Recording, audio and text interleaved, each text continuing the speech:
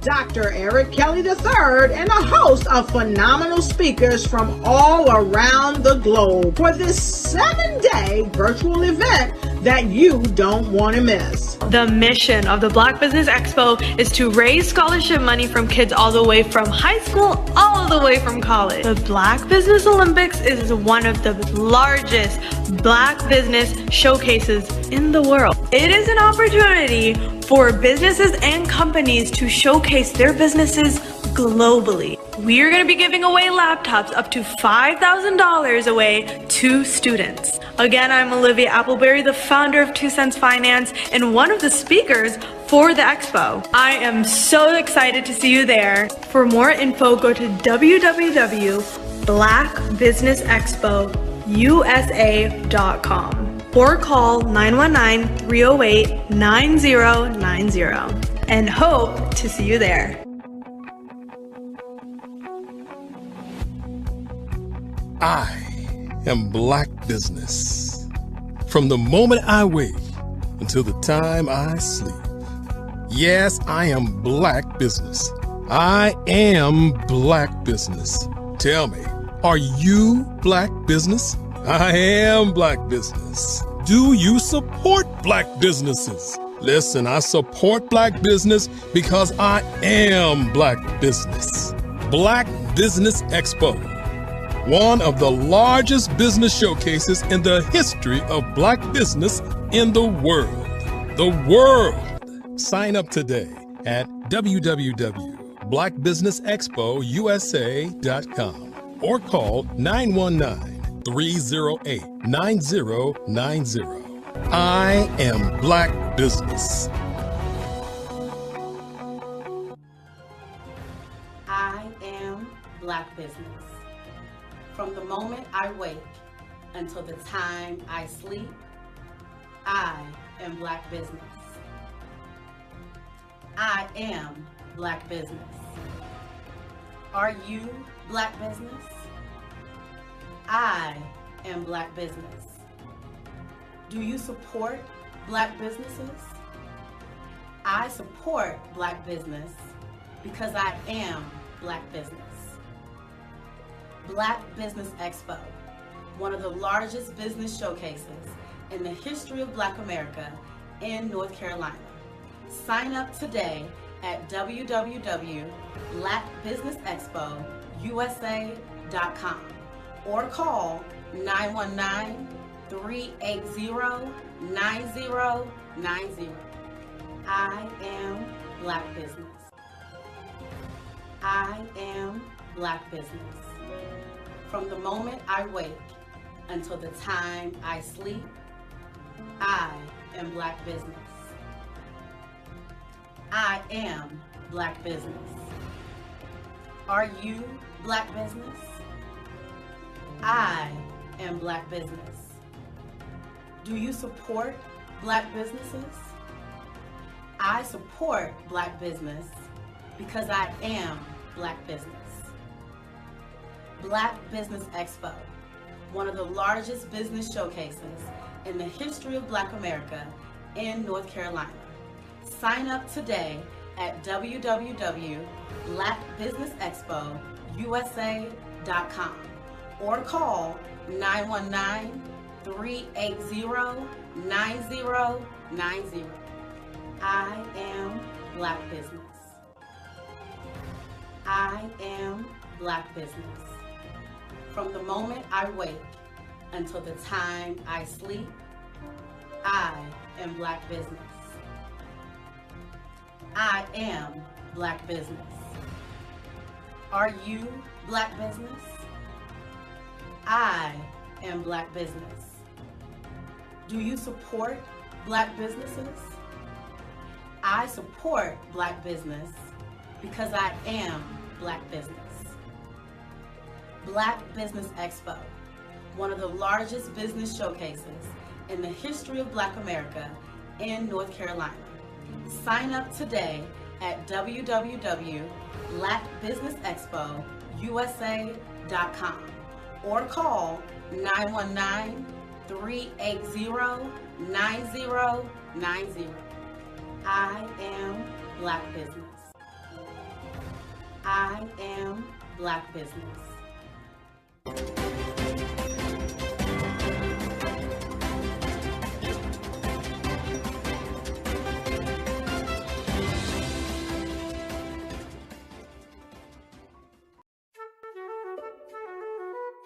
This is Dr. Arnold T. Petsworth. He's the owner of Petsworth Vet World, a veterinary clinic in Hopton, Connecticut. His patients include dog, cat, frog, fish, Goldie?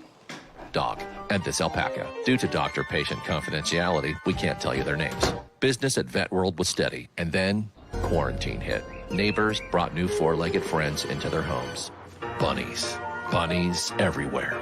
Dr. Petsworth welcomed these new patients with open arms. The only problem? There were more appointments than he could manage.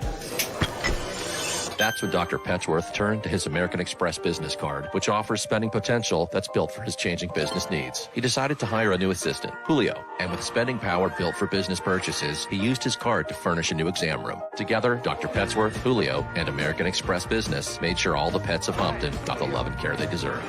And everyone was happy. Get the card built for business by American Express.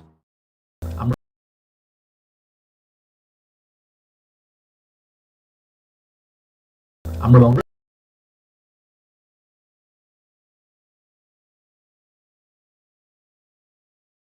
Hello, I'm Dr. Eric Kelly III, the visionary strategist and founder of the Black Business Olympics. I invite you to showcase your Black-owned businesses on the Black Business Network global stage. The Black Business Olympics is a global Black Business Network platform that propels Black-owned businesses into the international spotlight. By showcasing your business on the Black Business Olympics platform, you can reach a worldwide audience of potential customers, partners, and investors. You can also establish yourself as a thought leader, an expert in your field, attract lucrative partnerships, and more speaking engagements. In addition, the Black Business Olympics platform provides a valuable opportunity to connect and collaborate with like-minded entrepreneurs and business professionals from around the world. This can lead to new business opportunities, ideas, and relationships. Finally, by sharing your story and expertise on the Black Business Olympics platform, you can inspire and empower others. This is a powerful way to make a positive impact on the world and leave a lasting legacy. If you are a Black-owned business owner, I encourage you to seize the opportunity to showcase your business on the Black Business Olympics platform. It is a once-in-a-lifetime opportunity to make an indelible mark on the world. Be one of the 1,000 visionary entrepreneurs who are changing students' lives, shaping industries, and leaving an unforgettable legacy for their families. Unleash your voice on our global stage and watch your business thrive. Black Business Olympics is one of the largest Black business showcases in the history of Black business in the world. Yes, the entire world. Just give me a call today at 919-308-9090.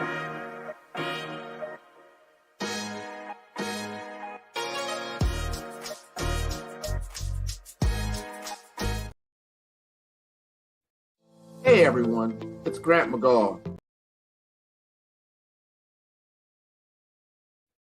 Hey everyone.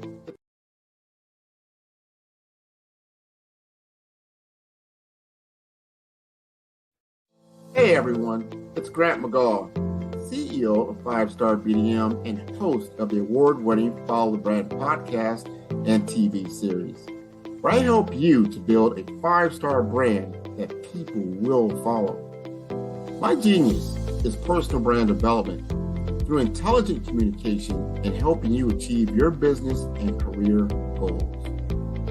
I am a requested speaker on digital technology and brand development issues. I want to work with you to increase the value of your current opportunities while attracting new ones. Every one of you is unique, and we all share challenges that can be addressed through smart branding. As a super connector, I work with you as an executive coach to guide you along the complicated business and career development road, providing the enhancement tools and information you need to succeed. Together, I will help you succeed in today's challenging business climate. I will evaluate and measure your progress. Best of all, I am right alongside you every step of the way. Build the brand called you. Genius is coming.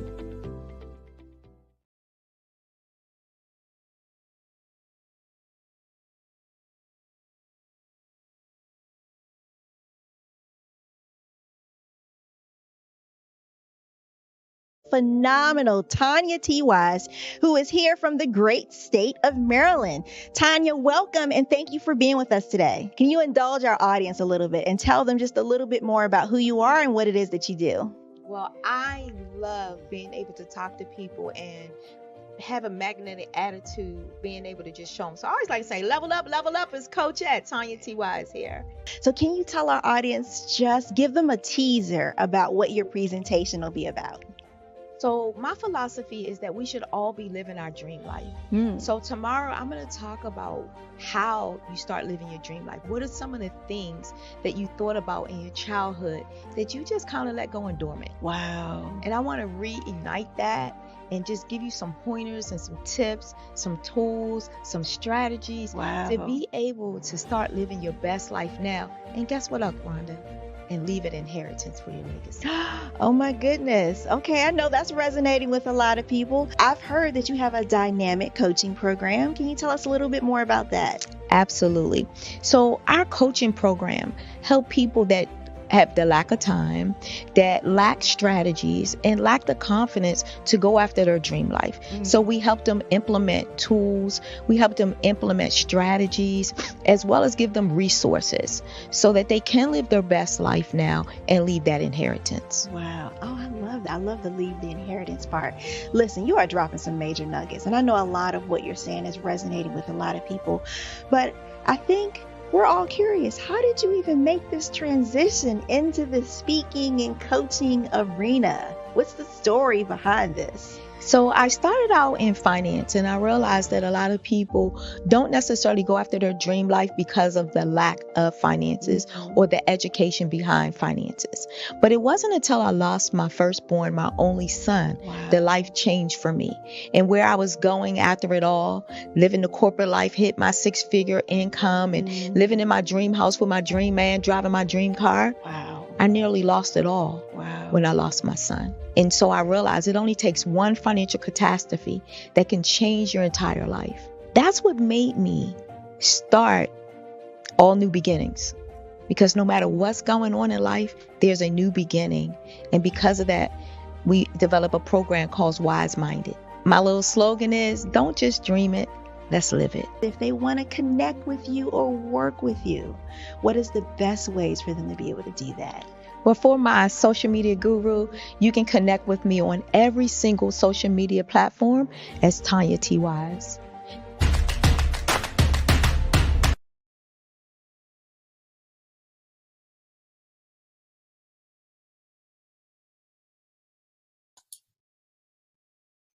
Hi, I'm Barbara Smith.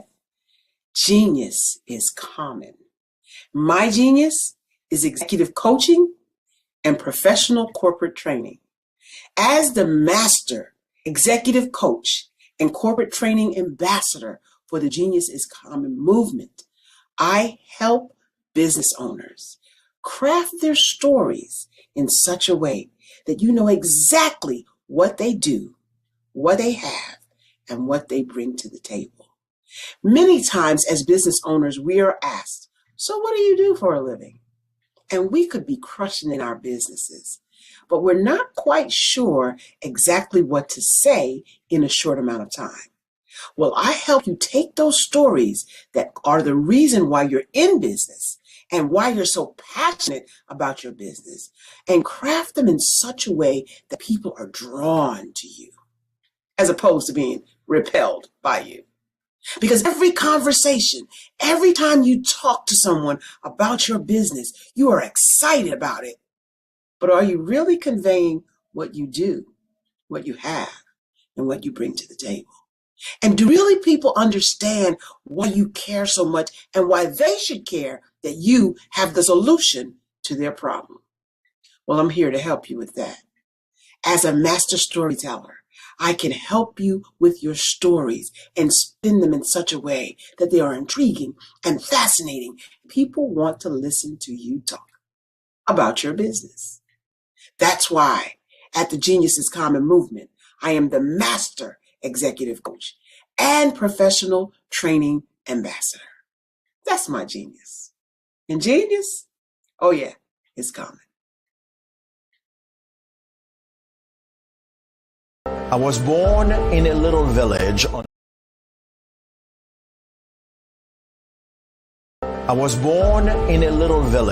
the island of Haiti. Many deadly diseases pounded me. It is as if they were on a mission to end my existence on this earth. I refused to give up. In 1983, I left Haiti and came to the United States of America. And I came with $5, 2 shirts. I didn't speak any English. I came to Atlanta. I got a job. I was a doorman. I was a doorman with a dream. What I used to come on stage. I'd rehearse this moment that I'm standing in front of you. That's the power of a dream. Maybe today is the day you begin acting as if you already have it. And then step out with full force. Take a risk. No condition is permanent. Don't let your situation distract you. You are chosen. You are called. You are born for a purpose in this life.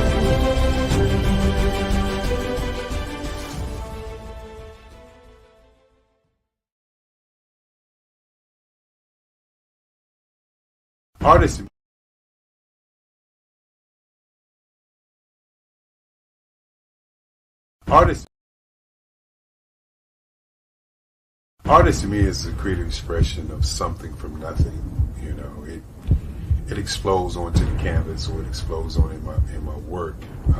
One of the things that I try to do more than anything is I try to just give the lines and the movements and emotions and expressions into what I do.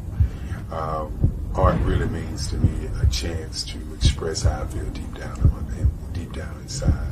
Most of my art begins as a thought that I might have, you know, whether it's sports, whether it's history, whether it's a woman or a man. It pretty much starts as an idea of thought before I get into the actual image of what I'm going to draw. I do a lot of historical pieces. I was a history minor in college, and I love to do history pieces. And a lot of times I'm thinking about history, and then I try to make that history impact you as you look at it. That's one of the reasons I do pictures so large. You know, people ask me, why do I do the pictures so big? And I tell them, I want the piece to impact them as they're looking at it, to kind of dominate them, dominate their space. And most of my pieces I try to do off page. I don't try to do anything that's going to be in those four corners or in a square. And I want your imagination to be a part of the piece that you're looking at.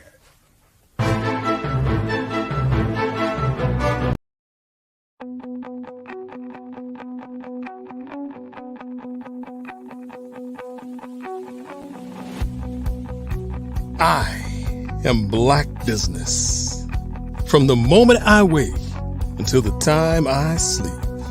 Yes, I am Black business. I am Black business. Tell me, are you Black business? I am Black business. Do you support Black businesses? Listen, I support Black business because I am Black business. Black Business Expo, one of the largest business showcases in the history of Black business in the world. The world. Sign up today at www.blackbusinessexpousa.com or call 919-308-9090. I am Black business.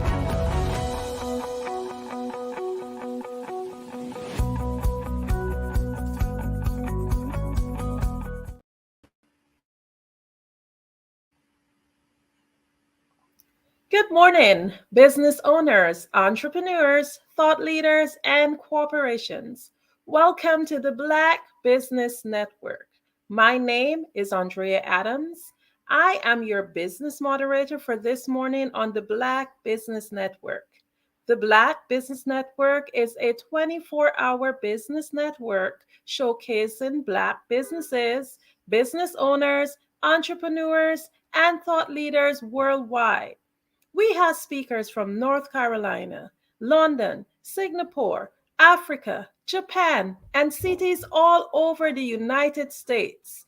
The Black Business Network is a global community sharing its business knowledge to empower, inspire, and educate businesses about business. Our first speaker for this morning is Dr. Michelle Boone Thornton. Dr. Thornton has championed education from kindergarten through college, following her parents' footsteps, who were both educators, City of Newport News father, and Virginia State School of the Deaf and Blind mother. She thoroughly enjoys teaching and is grateful for the opportunity to help students of all ages discover their purpose, uncover their gifts and talents, and expand their world view. Dr. Boone Thornton believes that learning is a reciprocal process that creates a natural, interactive exchange of ideas, visions, and creativity. It is my pleasure to introduce to you this morning Dr. Michelle Boone Thornton. Thank you so much, Andrea, for that introduction. And I'm just glad to be here today. Genius is coming, and I'll see you on the other side. Thank you so much. Well, I want to talk about emotional wellness because this is Emotional Wellness Month, October, and there's so many things that are going on in our environments that really impact our emotional wellness. But one of the things that I do on my platform as a speaker is talk about how to transition your reality by removing the mask. And so everybody's like, the mask? What do you mean? Well, I have developed a workbook and actually a series of books. But I did the workbook first because I felt like this was a crucial step towards removing the mask. You know, we bury so many of our emotions. You know, we think we put them out of our mind. We're just not thinking about them, but they're still there. In fact, the other stressors that we go through throughout the day compound what's already being buried. So the transformation that I take people through in my workshops and my seminars, you know, kind of helps them come from under those layers and improve their emotional wellness, which also improves your mental health and your physical health. It also helps you declutter and remove negative voices. You know, we're in such a critical world, such a critical environment that, you know, we do it to ourselves. The first thing we start thinking about is what we don't have, what we need, you know, how we're going to fail in some kind of way. And then society has a way of saying, yeah, you were right. We're constantly being distracted. Our attentions are constantly being pulled in this direction, that direction. I mean, you can go to bed at night, you know, you've gone through your day, you're getting your rest, but as soon as you wake up, that cell phone starts, those text messages come in, the emails come in, and social media, and you start seeing all the destruction or destruction patterns around us. So one of the things I help people do is help remove the self-imposed stress. Yes, we put stress on us. We don't automatically wake up and say, hey, how much stress am I going to put on myself today? But it happens. So the workbook helps us do the work in preparation so that we can transform and begin to receive the signals that are healthy in our minds and move forward from there.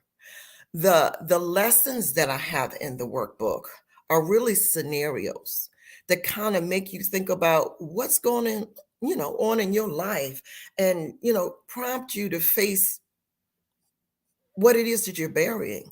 Is it doubt? Is it shame, guilt, abandonment, betrayal? Things that kind of just lock you in to a way of thinking. No matter how bright you try to make your day, those things are still there because you've buried them. They haven't gone anywhere. And they're really what feeds your mind that keeps that negative persona going over and over and over again. Basically, you're re-traumatizing yourself. So those are the things that we want to focus on. Those are the things we want to help you remove and address. Going through life, I can't remember anybody ever saying to me, Michelle, you're going to have these emotions, and this is how you need to address them in a healthy way, versus covering them and hiding them so other people cannot see your vulnerabilities, your hurts, and some of the things that you're going through. So during a lot of my workshops, I use the workbook in its entirety. I have the workbook, I have a companion journal, and I have the actual book itself. The companion journal is very important because as you go through some of the steps, using the scenarios that I give you to kind of unlock and help you look at what you've been hiding and putting away, when you say, I'm going to deal with that later, I just got to focus on what's going on today, I don't have time for that drama, the drama is still there. And the workbooks help you look at that. But then I want you to kind of start to journal what you're seeing. Because when you write, it ignites not only emotions, memories that have been locked, and feelings that you just kind of put aside. You want to write about it. You want to look at it. So now you can examine it and see, how am I really going to deal with this? I need to deal with this. You can look at a pattern of how this thing that may have happened in your childhood is impacting what's going on as an adult. You think you've been over it. And I have people that I work with and say, hey, I really thought I had really dealt with that. But, when my child went off to college, I had that same abandonment feeling that I had when my mom didn't come home, or other issues. And so they're still there. The workbook helps you take a closer look, and the companion journal helps you journal about these things, so that you can see how you're handling it, how it has affected you. And even as business leaders, we're so focused on our business, maybe on the people that work for us, on our products, the sales, the people we're coaching and mentoring, that we don't realize that we take on their stresses and the stressors that are all in the environment on top of what we have deep down inside. Masking can help it really can affect the way we see our world. I have a lot of people that I work with, and they have erected these walls around them, so that, nothing is going to penetrate me. I don't have to deal with it, but you do. You do. I was just talking this morning about vicarious trauma. Things that happen to other people we know, people we have a relationship. And even though it doesn't happen to us firsthand, we still feel the pain that's associated with that.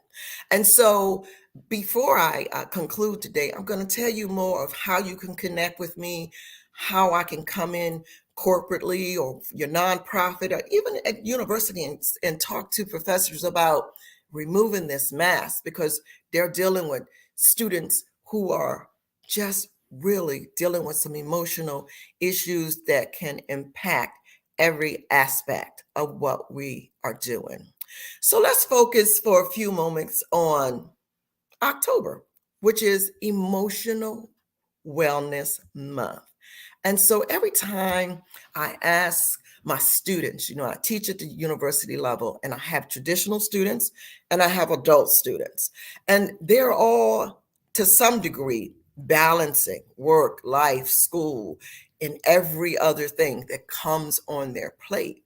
And I always ask them, what are you doing to support yourself emotionally?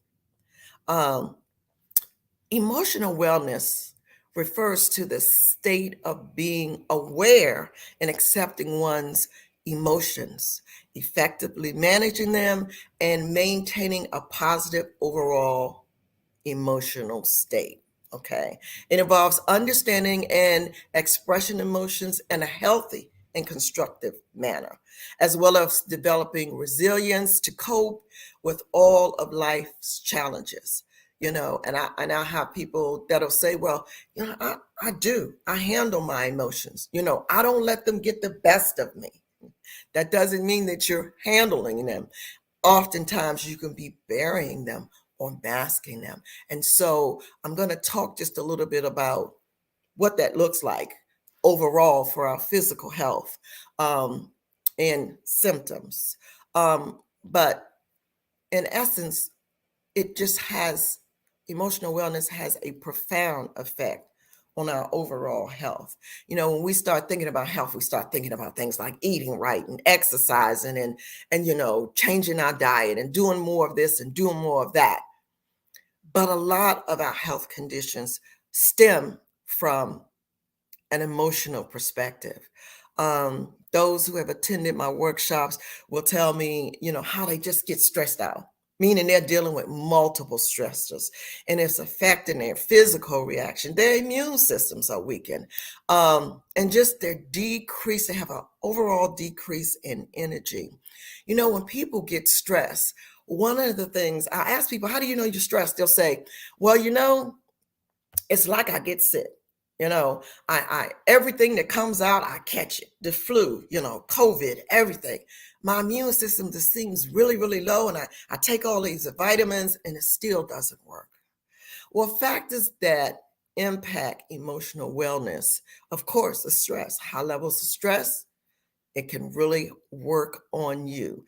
So what we really want to do is manage it and maintain that emotional balance. When do you know your emotions are out of balance? We'll talk about that. Relationships. The quality of our relationships, both personal and professional, can greatly be influenced by our emotional well-being. Positive and supportive relationships contribute to that emotional well-being, while toxic and strained relationships can have a detrimental effect. Well, the truth of the matter is we live in a world where we're going to have all sorts of relationships, okay? But we have to balance it, and we can manage it through removing self-imposed stress, where those toxic relationships are not out of line with healthy ones. Life events. Significant life events, and the loss of a loved one, the loss of a job, major transitions, moving, relocating, they can all affect your emotional well-being. And so it's important that you acknowledge it, and you acknowledge those events and find a healthy way to deal with them. Again, our physical health, chronic pain, chronic illnesses, physical limitations. Our mood is just kind of all over the way, all over the place. I met with someone who is, kind of part of my team, and they are normally like really easygoing, nothing really kind of gets to them. And, we were talking about certain things that were happening at the university, and they were just really like, well, there's nothing I can do about it. And I'm like, okay, but this was really out of character for them. So, when people are in your life and you see that emotionally they're starting to act a little out of character, remind them about some of the things that they can do to address their emotional wellness. Sleep is something that can really, really help, and quality sleep. I'm not talking about, okay, I got in bed at 9 o'clock, I tossed and turned. I was running everything through the day in my mind. I was thinking about stuff I have to do the next day. You wake up, you're exhausted. That's not quality sleep. So you really have to prioritize and maintain healthy sleep habits to support your emotional wellness. Self-care, I can't say this enough. Find things that bring you joy. Practice self-compassion. Setting boundaries can contribute to your emotional wellness. When you just let people, in that really have no business, in your personal space. And it's, setting boundaries means you have to cut off limits, make limits. Like when you go to work and you come home, there should be a limit to what you do once you cross that threshold to your house. You shouldn't still be taking calls. You shouldn't still be doing work. You have to set those boundaries. Technology makes it so that people have access to us 24/7. They really do. So make sure you set limits. You turn off your phone. You turn off your computer. You let people know, hey, if you want to contact me, do it between this time and this time, 9 to 5 or whatever. If something happens, fine, you can email me, but know that I will be responding to that the next morning when I arrive at work. You have to set these boundaries for yourself. And also think about your environment. That really plays on your state of being. Places that are very noisy and loud, places that have a lot of clutter, and you want to just set that mood for yourself. Go outside, take a walk, just come, just clean. I find when I clean and I can sit and, there's not stuff all over my desk, even though that's how I work and a lot of people do. But when I clear that desk and I sit back and I just get me a book where I can just read and reflect, it just changes my atmosphere. And then remember trauma. We are in the aftermath of trauma that we experienced from COVID. A lot of that we never got a chance to deal with.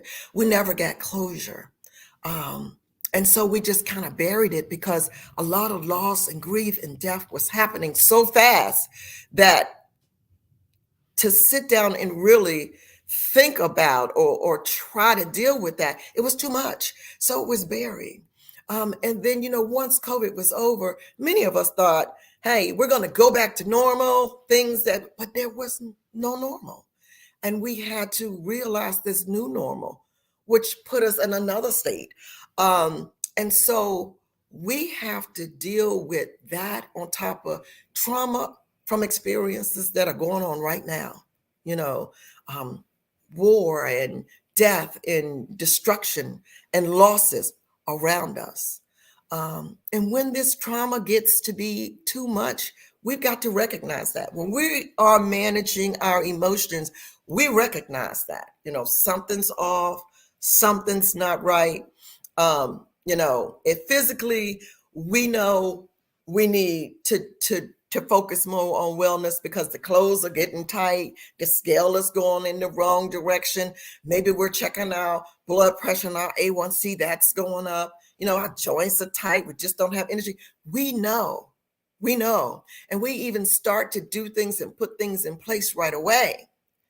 But emotional wellness, when we have those symptoms, increased anxiety, irritability, mood swings, just frustration and anger and feeling hopeless, and stuff that kind of used to bring us joy, it doesn't have the same impact. Those are symptoms. Those are things that we really need to start thinking about. And they can become physical: headaches, muscle tension, stomach aches, change in appetite, sleep disturbances. There are a lot of things that happen. I know I had one person tell me, lately I've been having these heart racing kind of things. But I just think because it's no. If you're having symptoms like that, you need to start doing something about them. And it can be a sign of just chronic stress. So, we got to do something. We got to make some changes. We got to put some things into play where daily, we are really self-aware and really in tune to our emotions, recognizing how I'm feeling. Why am I feeling this way? Recognizing any changes in our own behavior, trying to start to regulate these emotions by creating healthy coping mechanisms. And we'll talk about some coping mechanisms. Emotional wellness, recognizing emotions in ourselves and in others. And so what I want to do is start talking about, some of the things that we can do. I talked about coping skills. It's a way to say, I feel this. What am I going to do to release this tension? What am I going to do? I can't just ignore it. I can do some deep breathing exercises, mindfulness, meditation that clears that clutter, that clears those racing thoughts. It calms them. Think about some of the things you can do. I always have people journal, because I realized in journaling myself that some of the things I didn't even know was a pattern. I journaled about it this day. I journaled about it, kind of crept up in what I wrote this day. Something's going on. Start looking at your boundaries. Am I putting boundaries up? Professional boundaries, my personal boundaries. Are people crossing them? And how can I kind of block those things? Think about your body rhythm. Is your body out of rhythm? And you'll start having some physical things, sleep patterns, digestion, metabolism, all of that. Look at your body rhythms. It really plays a lot into emotional wellness. Again, turn your phone off, set limits on that. Turn your computer off, set limits on that. Delegate. Don't try to do it all. You can, but it's easier with a team. And then ask for help. A lot of people don't want to ask for help. It's okay. It's okay. We don't always have to be Superwoman or Superman or come in and fix things. Ask for help. Get young people involved. I'm always trying to figure out how to get young people involved and get them focused. And watch out for the bait and switch on projects. I'll have people that'll say, let's do this project, and it'll sound great. And, once I get in it, it'll be like 3, 4, 5 people, and we're all working. And then the next thing I know, everybody else is off.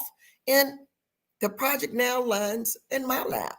And so make sure that you are holding other people accountable. Yes, you have the expertise. Yes, you can do it. Yes, you can make it happen, but you're putting your body through stress. And because you don't see the stress like you would physically being traumatized and gaining weight and all that, you don't see, you ignore, you cover it. It is really adding to some unhealthy lifestyle, some unhealthy things in your life. So October, Emotional Wellness Month. Keep emotional wellness and things to manage your emotions at the forefront every day, daily. Start off your morning, meditation, clearing your mind. Start off your evening, end up your evening the same way. Don't take all that trauma and drama into the bed and sleep on it because it's there. You're just feeding it now to your brain. Let it go, release it. My workbooks, my workshops will help you do that. The Transforming Your Reality, Removing the Mask workshops, trainings, retreats, not for nonprofits and corporates and universities and everybody. I do them all over the world now, just not in the US. You can visit my website. You'll see video footage from workshops. You'll see video from international speaking engagements that I have done. You can go to Dr. Michelle Boone Thornton, all lowercase, MICHELLBOONETHORNTON.com to connect with me, to book me, reach out to me. I always like to hear, because as a professor, I see students all over. As someone who's been in mental health for 25 plus years, I still, see clients. I've just did a grant for working with youth in my area. So I still work in the field of mental health. I share inspirational messages on LinkedIn, and you can connect with me there. I show up as the unmasking guru. And most importantly, the tools that I use. You can order my workbook, my companion journal off of Amazon. And I am coming out in October with the, guide to discovering your authentic self. This month, you'll see more about it. We will launch that book at the Global Chamber Transformational Writing Conference in Puerto Rico, December 7th through the 10th. And so for more information there, you can go to the transformationalwritersconference.com and find out more about that. But I have just totally enjoyed being here talking to you today. And I want you to really put your emotional health and wellness first. Make it a priority. I know people who they tell me, Dr. Boone Thornton, I walk every day. I exercise every day. I really try to eat right. Maybe not all 3 meals, but I really try to eat right. But I want you, from the emotional standpoint, to start using some of your coping skills. Remove some self-imposed stress that's just caused by society and technology in general. Do those things. Start looking at how you feel at the end of the day and address it and take action. Thank you so much. Wow, this has been such an enlightening start to this morning, Dr. Boone. I would like to ask you, there's something that stood out to me when you mentioned about having your environment clutter-free and clear it out. I did that most recently, and that's something I find that I do whenever everything feels as if it's overwhelming. Can you just zoom in a little bit more on that and how it really affects your mental state? Absolutely. One of the things that we have to get rid of is distractions. And when the environment is cluttered, that's part of the distraction. There's things that distract us and keep us from focusing all throughout the day.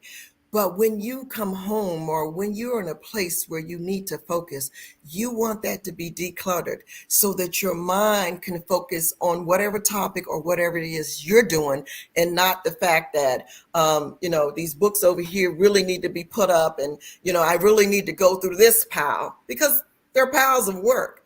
So you have to sort that out and just start fresh. Amazing. I know it's easier said than done. Many of us, we fight a really big mental battle. Can you just tell us, like, what steps or what are the first steps a person should take in order to get things on track and put themselves into that frame of mind that they need to be able to succeed? Absolutely. I like how you say frame of mind, because it is a frame of mind. If we start thinking about all of the things that come against us emotionally that add to stress throughout the day, then it'll put us in the frame of mind that we need to be addressing that every day, all day. And it is difficult because so many things can overwhelm us. We don't have a lot of time. And so we're working stuff in. But this is the first thing that we need to address. So little small things, even if it's just taking a moment of quiet, silence, just to quiet your mind and calm yourself. Start there, and then you can work up from there, adding more things so that you're doing 30 minutes and an hour, outdoors, indoors. Find those places of calm for you. Thank you. Can you tell us if there's any correlation between your thoughts and your mind and your health in terms of your physical health, not just your mental? Absolutely. Absolutely. We've always been told to think good thoughts. You don't want to start out the day negative. But what happens when we bury the negative emotions, they're still there. They're still clouding those good thoughts that we are having. And so mentally, we have to, a lot of people do self-talk, that's great. But mentally, we have to understand that the negativity is there and that we need to address that first. First thing in the morning, last thing in the evening, because it just piles on us all day. And so that will just give us a release. I work with a lot of people and they say, I just feel, like I've gotten a restart when I do that. And so I want you to do what you can to restart your thoughts every day, to reframe and restart. Okay, just one more question before we wrap up. What Yes. do you think is the source of the negative thoughts? What is the source of it? It's just our environment, Andrea. You can turn on the TV and there's war and there's death and there's destruction. You can go into the grocery store and bread is $8 and eggs are $7. And, when you start thinking about, how am I going to get to work? How am I going to feed my kids? Gas is, $8, $9. It's all over. It's everywhere. That's the source. Just waking up and living in the world that we live in, it's the source. We hear about death, destruction, all day long. We can't get away from it. So because of it, we have to be cognizant of what we do with that and how we release that throughout the day. And that will help our emotional state. Amazing. So, in closing, can you just tell us when we connect with you, what results do we get and how do we connect with you? Well, you can connect with me through my website, drmichelleBooneThornton.com. I also show up on LinkedIn as the Unmasking Guru. And when you connect with me, I will, especially if I'm doing a workshop or a training, I use my tools, my workbook, my companion book, and my actual authentic book to help you become that person, to help you look under the mask at everything that you have been masking, emotions, hurts, harms, everything, and to deal with that and to unmask. And so, the sooner we start doing it, the better, because there's just so much going on in our environments every day that we cannot continue the way that we are, taking in the level of stress and pressure that we're presently working under. Thank you so much for embracing us with this great start, this great information. You are welcome. Genius is coming, and I'll see you on the other side.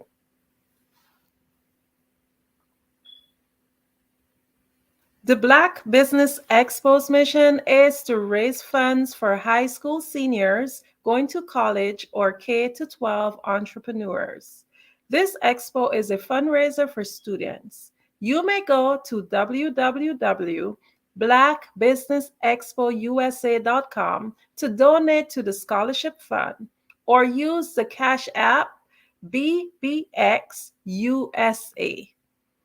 Our goal is to give laptops and up to $5,000 to 10 students. Students can register online at www.blackbusinessexpousa.com. Every dollar counts, so we want to remind you to donate to the scholarship fund. We want to thank our Black Business Expo USA sponsors for October of 2023. NC 100, First Atlantic Insurance Group, Moody Capital Partners, Suede Soul, 5-Star BDM Media, Hello LLC, Lotus Rice Coaching Training, Carolina, Virginia Minorities Supplier Development Council, Step Management, Barbara H. Smith LLC, Margie McLean Foundation, Inc., Genius is Common, Earth Essentials, Milan Shania Global, Executive Women Success Institute, The Quality Coaching Company, Superwoman Business Services, Creative Force Studios, Lee Entertainment, Artistic App Design, Black Business Expo USA. Genius is Common, and I'll see you on the other side.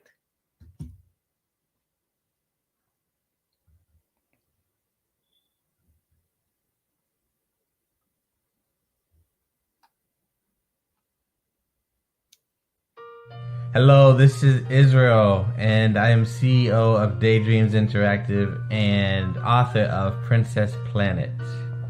So, genius is common, and as a kid, I loved to daydream. Even as an adult, I love to daydream. And when my daughter became 6 and loved princess characters, but we just could not find the diversity that showed her, we created our own characters. So for instance, you have Princess Nulu right here. Princess Nulu is from Uganda, and her genius is that she loves to take care of animals. She can actually even listen and hear what they say. And then we have Princess Isabella right here. Princess Isabella, she's from Cuba, and her genius is biochemistry. One day she hopes to eliminate disease. Then we have Princess Nia right here. And Princess Nia is based off of my daughter. And she wants to be the greatest dancer alive. So that's her genius. So what's your genius? My genius is my imagination. Genius is common.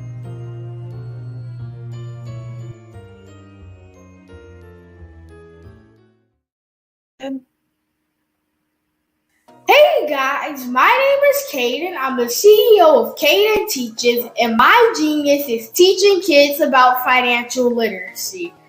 Throughout my financial products, such as my financial flashcards, my activity book, and my newest project, my financial bus, which I bought. And on the bus, it has a mock bank where kids will learn how to deposit and withdraw money, a mock grocery store where kids will be able to learn how to have a family budget, and a mock stock exchange where kids will even be able to learn how to invest in stocks. Now, I decided to start teaching kids about financial literacy because I find that most kids graduate high school without even knowing the basics about financial literacy.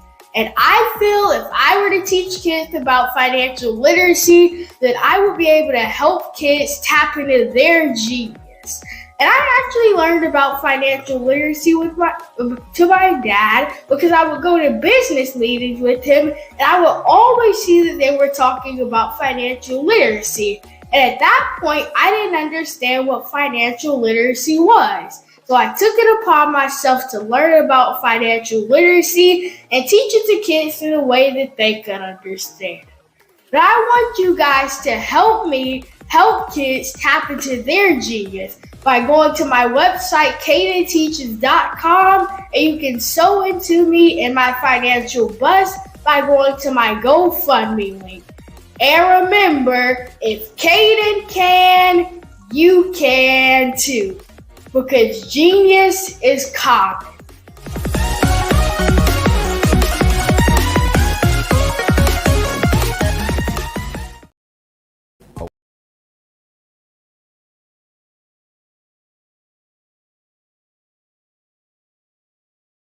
Over the past few years, we've seen the growth of existing and new initiatives focused on financial inclusion, building global networks, and reducing the wealth gap in response to the idea there's not enough seats at the table. Whether their outcomes are to increase the representation of Black executives on corporate boards, ensure an inclusive global economy, or to create new U.S. African commercial pathways, the strategies are often carried out by separate programs.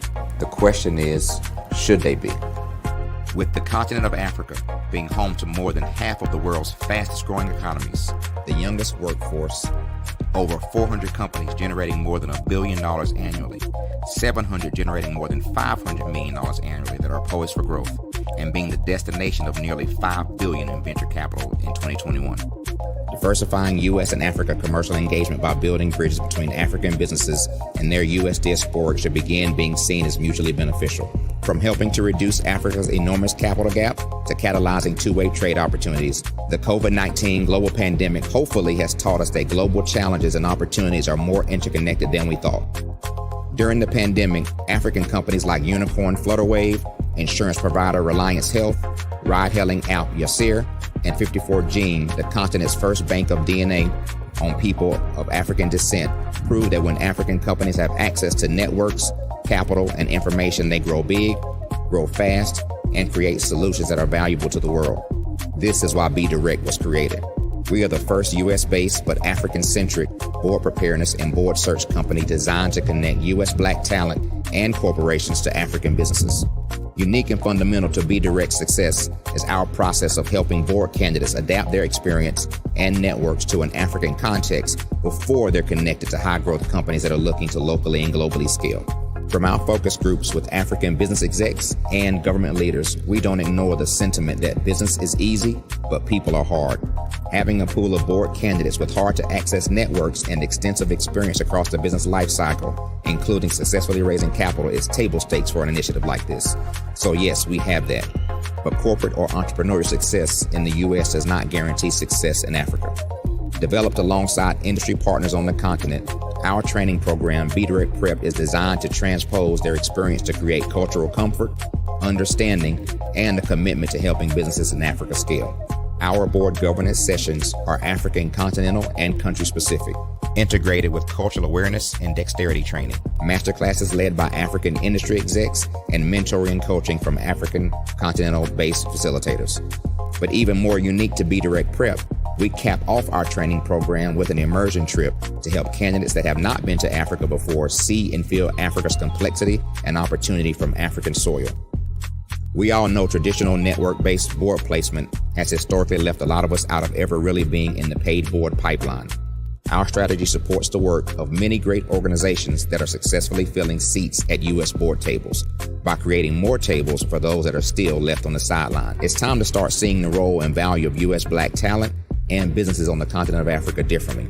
Old perceptions and habits limit economic inclusion. Let's transition Black talent and the African businesses they will support from the periphery of the global economy to its core. Living in a global lockdown, we all know now how fast local and global economies can change, and see the value of having businesses that hire, strengthen local value chains, and even grow globally. Status quo in any form holds back progress. We must democratize U.S.-Africa commercial engagement by socially and economically connecting cultures that have long been disconnected. It's time for Africa's U.S. diaspora to redefine their global value by helping African businesses scale continentally and globally.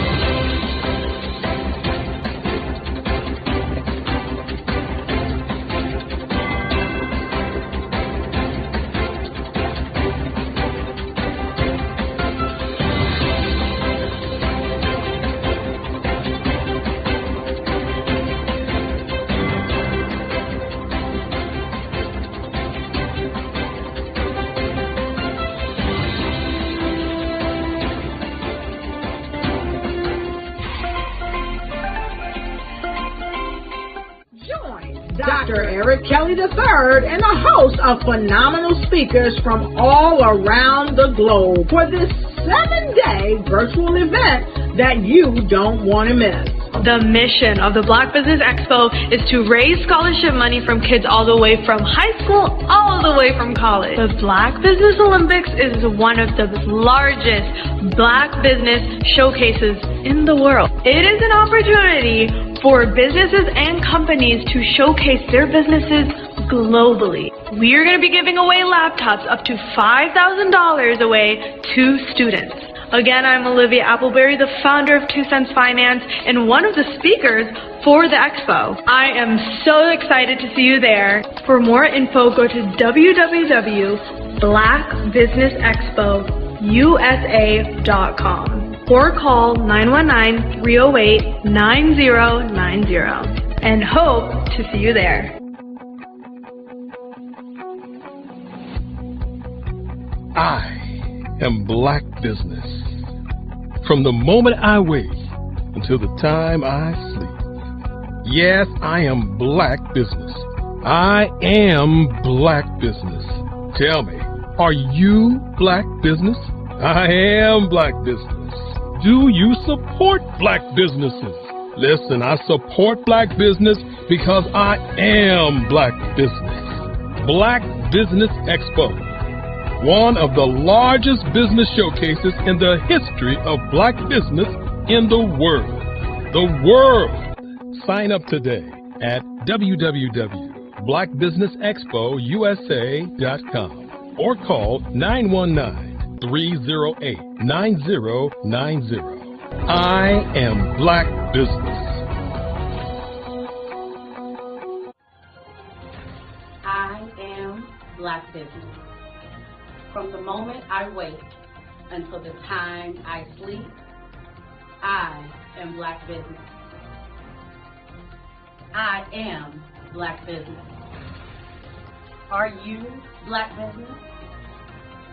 I am Black business.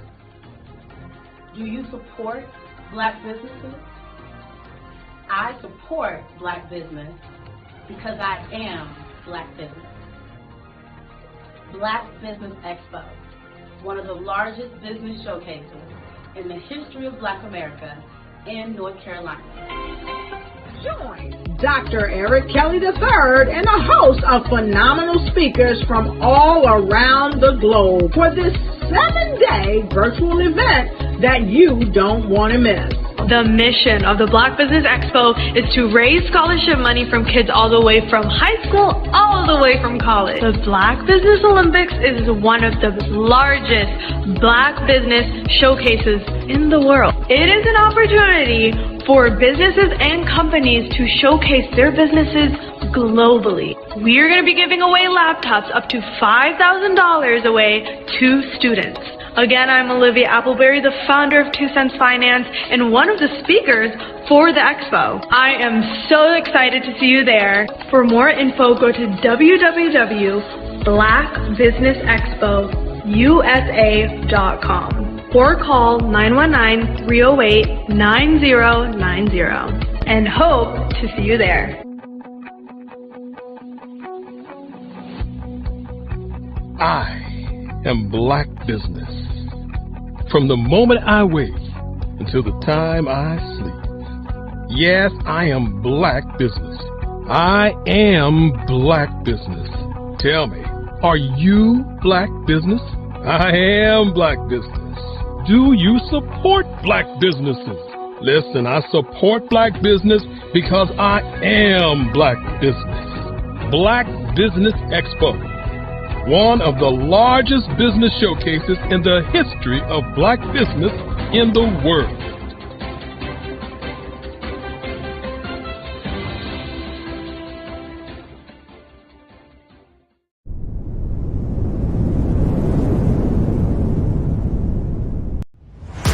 Social media is evolving. It's more vibrant, more colorful, more energetic, and so are you. It's not just photos anymore. It's video, it's audio, it's subscriptions. And now there's Fanbase, a new monetized social network. Fanbase delivers the complete native app experience with full content monetization for every user. No algorithms that shadow ban your engagement or growth, and no ads. Follow anyone for free and subscribe directly to your favorite creators for $4.99 a month. Plus, show some love by tipping on any post. Also, make a Fanbase page and monetize your content the same way.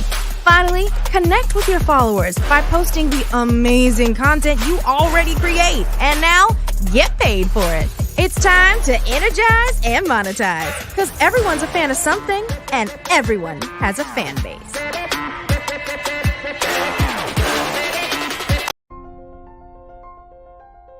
What if you could build your own city?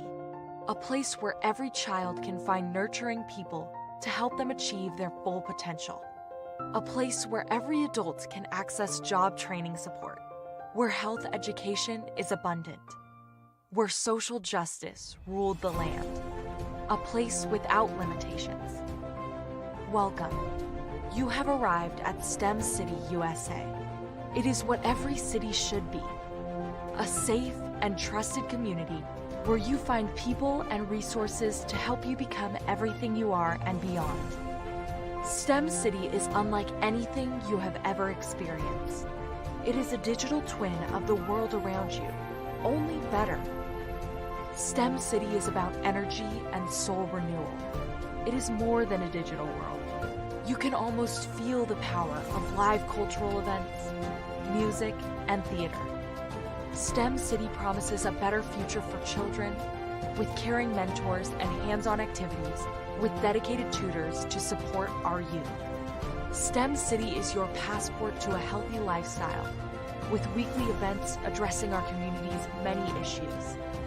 STEM City is your financial well-being with helpful information on wealth management, career advancement, job training, and so much more. STEM City is the community you deserve. It is the city where your dreams can come true. STEM City USA, a place in the sky that is accessible to all who reach for the stars.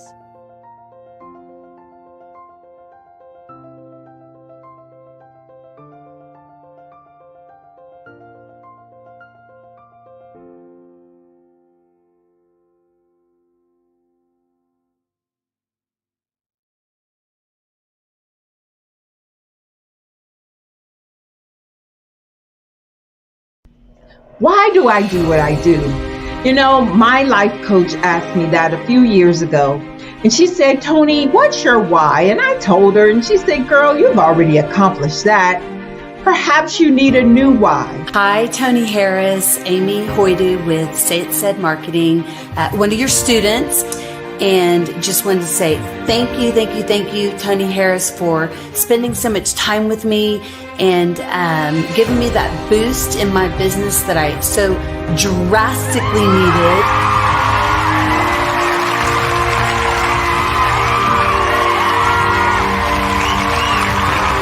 My why is to touch, move, and inspire my clients to take drastic steps to be better than they were before they met me. I'm a resource, I'm a connector. I want to help people build deeper relationships that are beneficial to their life and business. That's what I do best. So, first thing you got to do is show up. And speaking is a way to magnetically attract your ideal client to you. How many of you use social media that way? Absolutely, and this is how you look to the world. Drastic steps are the steps that are needed to be successful. And my business is drastic denotes a mindset. Getting out of your comfort zone. Doing something that you don't necessarily feel comfortable doing, want to do, but you know it's a necessary step to be successful in your business. I get the most satisfaction when I see my connections flourishing into relationships long after I am gone. Hi, my name is Jasmine Augustine with Winged Jasmine, and I've joined several networking and referral groups in the area. And Network in Action Northeast Houston with Tony Harris Taylor is one of the best organizations that I've joined. I love that piece of what I do, and it is what fuels my fire.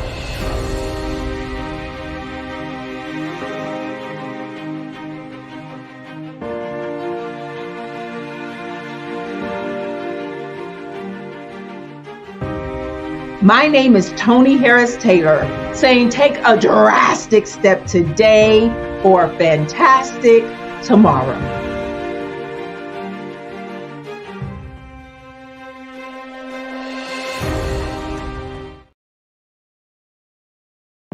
The Black Business Network and Black Business Olympics are essential platforms for Black business owners globally.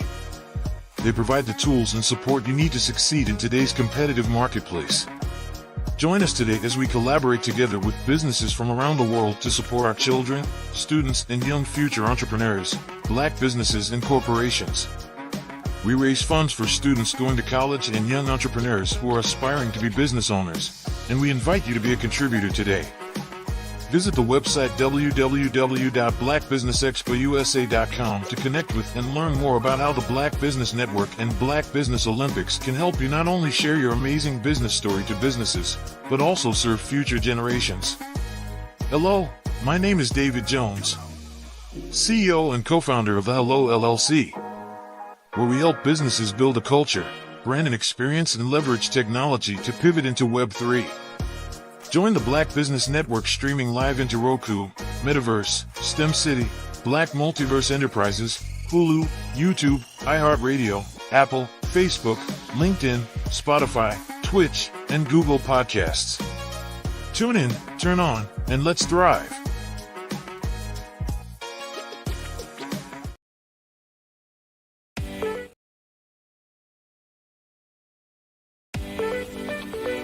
You are in the right place at the right time. The Black Business Network opens again for its Black Business Olympics, a 24/7 broadcast on business, strategies, global branding, social media marketing, finance, advertisement, and much, much more. Featuring the top, most powerful entrepreneurs and speakers and thought leaders from all around the world as they gather together for this phenomenal event. Join the Black Business Network streaming live into the Metaverse, STEM City, USA, Black Multiverse, Pod TV, Roku, Hulu, iHeartRadio, Apple TV, YouTube, TikTok, Instagram, Google Podcasts, Facebook, LinkedIn, IBM TV, Spotify, and Twitch. Tune in today and be a part of this amazing movement. The Black Business Olympics welcomes you.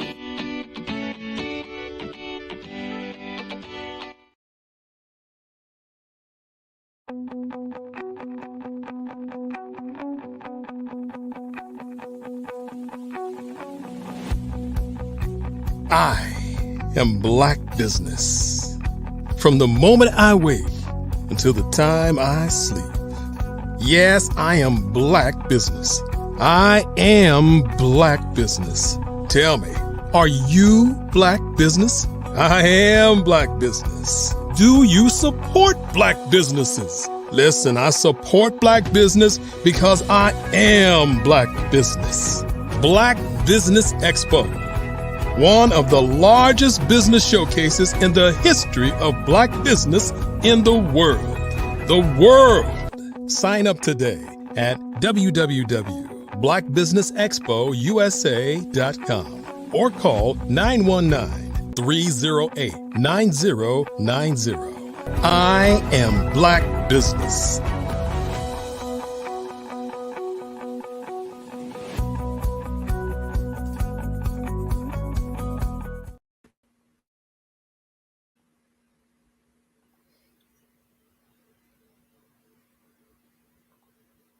Good morning, business owners, entrepreneurs, thought leaders, and corporations. Welcome to the Black Business Network.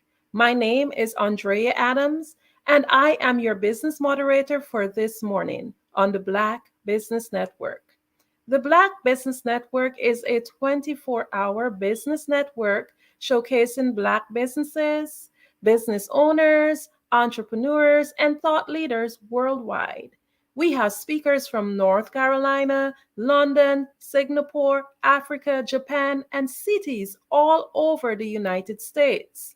The Black Business Network is a global community sharing its business knowledge to empower, inspire, and educate businesses about business. Our next speaker is Robert Chisboro.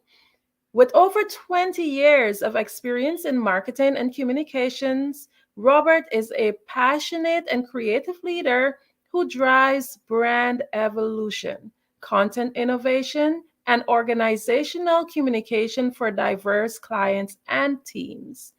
As the principal solutionist, CEO of Crescendo International, he delivers exceptional communication solutions that combine visual and result-driven approaches with a focus on human capital management and DEI advocacy.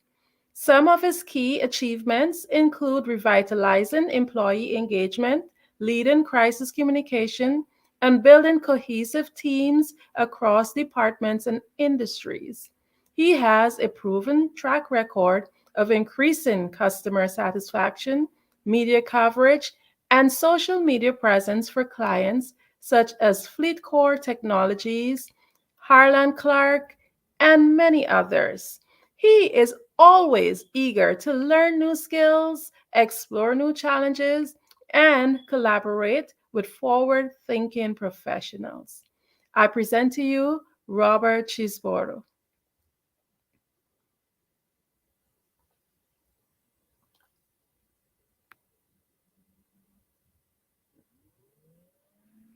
Hello. Hello. Hi, Robert. Hi, how are you? I am doing great this morning. Awesome. I am doing well. Amazing. So, we're just delighted to hear from you, to hear about all that you have to offer. So, just let's get into it. Can you share with us first a little bit more about yourself? Sure. I call myself Mr. East Coast, born in New York. I grew up in Florida. I have always been a salesman. I'm a creative to the heart. And I'm very analytical in the same instance. So I cross a lot of bridges when it comes to me as a person. Yeah. I try my best to touch everything that I can. That's a great thing. So let's learn a little bit more about your brand. Crescendo International has made a significant mark in the branding industry. Can you walk us through the inspiration and vision that led to the foundation of your company? Well, Crescendo has been a merge of a ton of different ideas that and processes that have come to me. I'm a creative, like I said, so I started doing graphic design. I don't want to date myself, but I started doing graphic design for a long time ago, and have built on that business. So going from doing design and print to doing web to social media, everything that falls in the communications realm falls under my umbrella. I call myself a ventriloquist. Amazing. Okay, so branding and social media, that is actually the way forward. So, the concept of every employee becoming a walking, talking reflection of the brand is very powerful. How do you ensure that this philosophy is ingrained in each member for your client's team? Well, as a whole, you have access to one of the key forms of advertising. It's word of mouth. If the word of mouth that you can semi-control is your employees or your colleagues. So I focus a lot on internal for my clients. I focus a lot on their internal conversation that they have. So that way they make sure that their employees are happy, so their employees can sell whatever the product that they're doing is. If you have a drink, your employees should always have that drink at the house. It should something that they have that they're able to give away, and able to expose to other people. It's whatever your product is, you should want your employees to have a piece of it. I love that. I always believe that we are our brand and we represent it, because I can remember working in industries before where the company's main focus was to ensure that each employee represented that brand. So that indeed is very much so a forward-thinking way. So let's dive in a little bit more into like identity versus market. You offer services that revolve around brand identity and market penetration. How do you strike the balance between maintaining a consistent brand image and still being able to adapt to the change in market? Well, for Black business, first and foremost, as a designer, I want to make sure that the image of our products look the same, as strong as any other product that you will see on a shelf in any store. Um, People know your brand. Like people attach this. You can go anywhere in the world and you see the golden arches, you know what you're expecting. You're expecting McDonald's, you expect the fries to taste exactly the same. You expect the double quarter pounder with cheese to taste just like the one you got at home. And that's what they do. So you have to build your brand based on the same thing. The market penetration aspect of it, I'm a pusher. So I will push your brand. I will continuously push your brand to the point where it can be a little aggressive, but it works. Wow, that sounds very interesting. I definitely am very much so inclined to connect with you after this so that we can talk a little bit more about that. And I'm sure that the listening audience would love to learn more too. So we talk about identity versus the market. So what about event mastery? Event and production management is like a key service for your company. So how do you believe that events such as product launches and contribute to shaping and elevating a brand's perception in the market? I am an over the top guy when it comes to event based stuff. So I want to blow people's mind away. Um, I am very big on counter positioning, where we take your brand and put it somewhere that it's not expected at all, even mixed into something that has no real need to be there. I love doing that because it gets so much exposure, because people pay so much attention. And that's the whole key, is to draw the attention. When you look at a billboard and you're driving down the highway, you have 7 seconds, 7 seconds to capture that message. And now you probably don't have that because we drive a lot faster. So it's quick. You have to penetrate very fast. I'm glad that you mentioned the 7 seconds, because I actually teach youths the art of public speaking, and that one of the things that I teach them is the importance of that first 7 seconds. It is everything. Absolutely. That's what makes or breaks your brand. So we talk about branding and identity, the market, and so forth. But what about digital growth? Because we know that it's not the same as before. Before it was brick and mortar only, but now a lot of stuff is really digital. So the digital realm, especially with platforms like social media, is constantly evolving.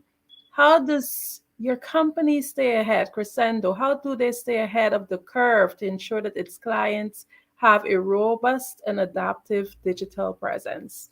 Well, Crescendo is the peak. So we're going to push all of our people, all of our clients, to explore every aspect of social media. It is today, and you're not going to escape it. You can want whatever, but it's there. So we try our best to make sure that we deliver a solid penetration. You know, it's how we got the Los Angeles Lakers as a client. the owner started following a feed that I did, and then I got a message saying, "Hey, we love what you're doing. We want you to continue to grow, and we want to pay you to do Amazing. it." So, Amazing. Well, that only simply says that you're doing what you're doing well. So you talk about a client and you talk about the clients and how you're able to help them along the way. So from a client's point of view, can you walk us through like the journey with you? Like, do we have a long-term relationship, or is it like a short-term relationship where you just show clients certain things and then you let them loose? Can you give us more detail as to how it works? sure, yeah, I have clients on that full scale, that full spectrum. I have some clients who just need their logo revamped or just want to build a logo because they're starting a new business. Um, and that's what they want, and they're gone. But then most clients, we build a true brand. So we start with the logo, we'll build out social, we'll build out web presence. Um, we are still very big on the paper aspect of it. So from business cards to letterhead, we do that, especially if you're in a more of a corporate space. And then that's really kind of a phase one for my company. And after that, we push our best to continue to build out that true marketing. So we want to make sure that we cover not only your target audience, but the audience that you're missing. We look to try to make sure we spend in the budget to touch as many people as possible. Wow, that's so amazing. So basically, it's like an entire coaching journey when someone signs on with your company.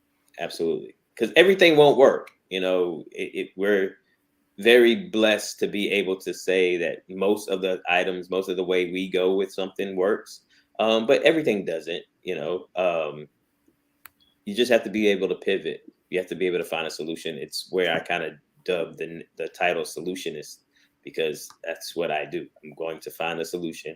It may not be exactly what you're thinking, but it's going to get you to the finish line. Amazing. So we were talking about digital growth, but we're going to go to growth generally.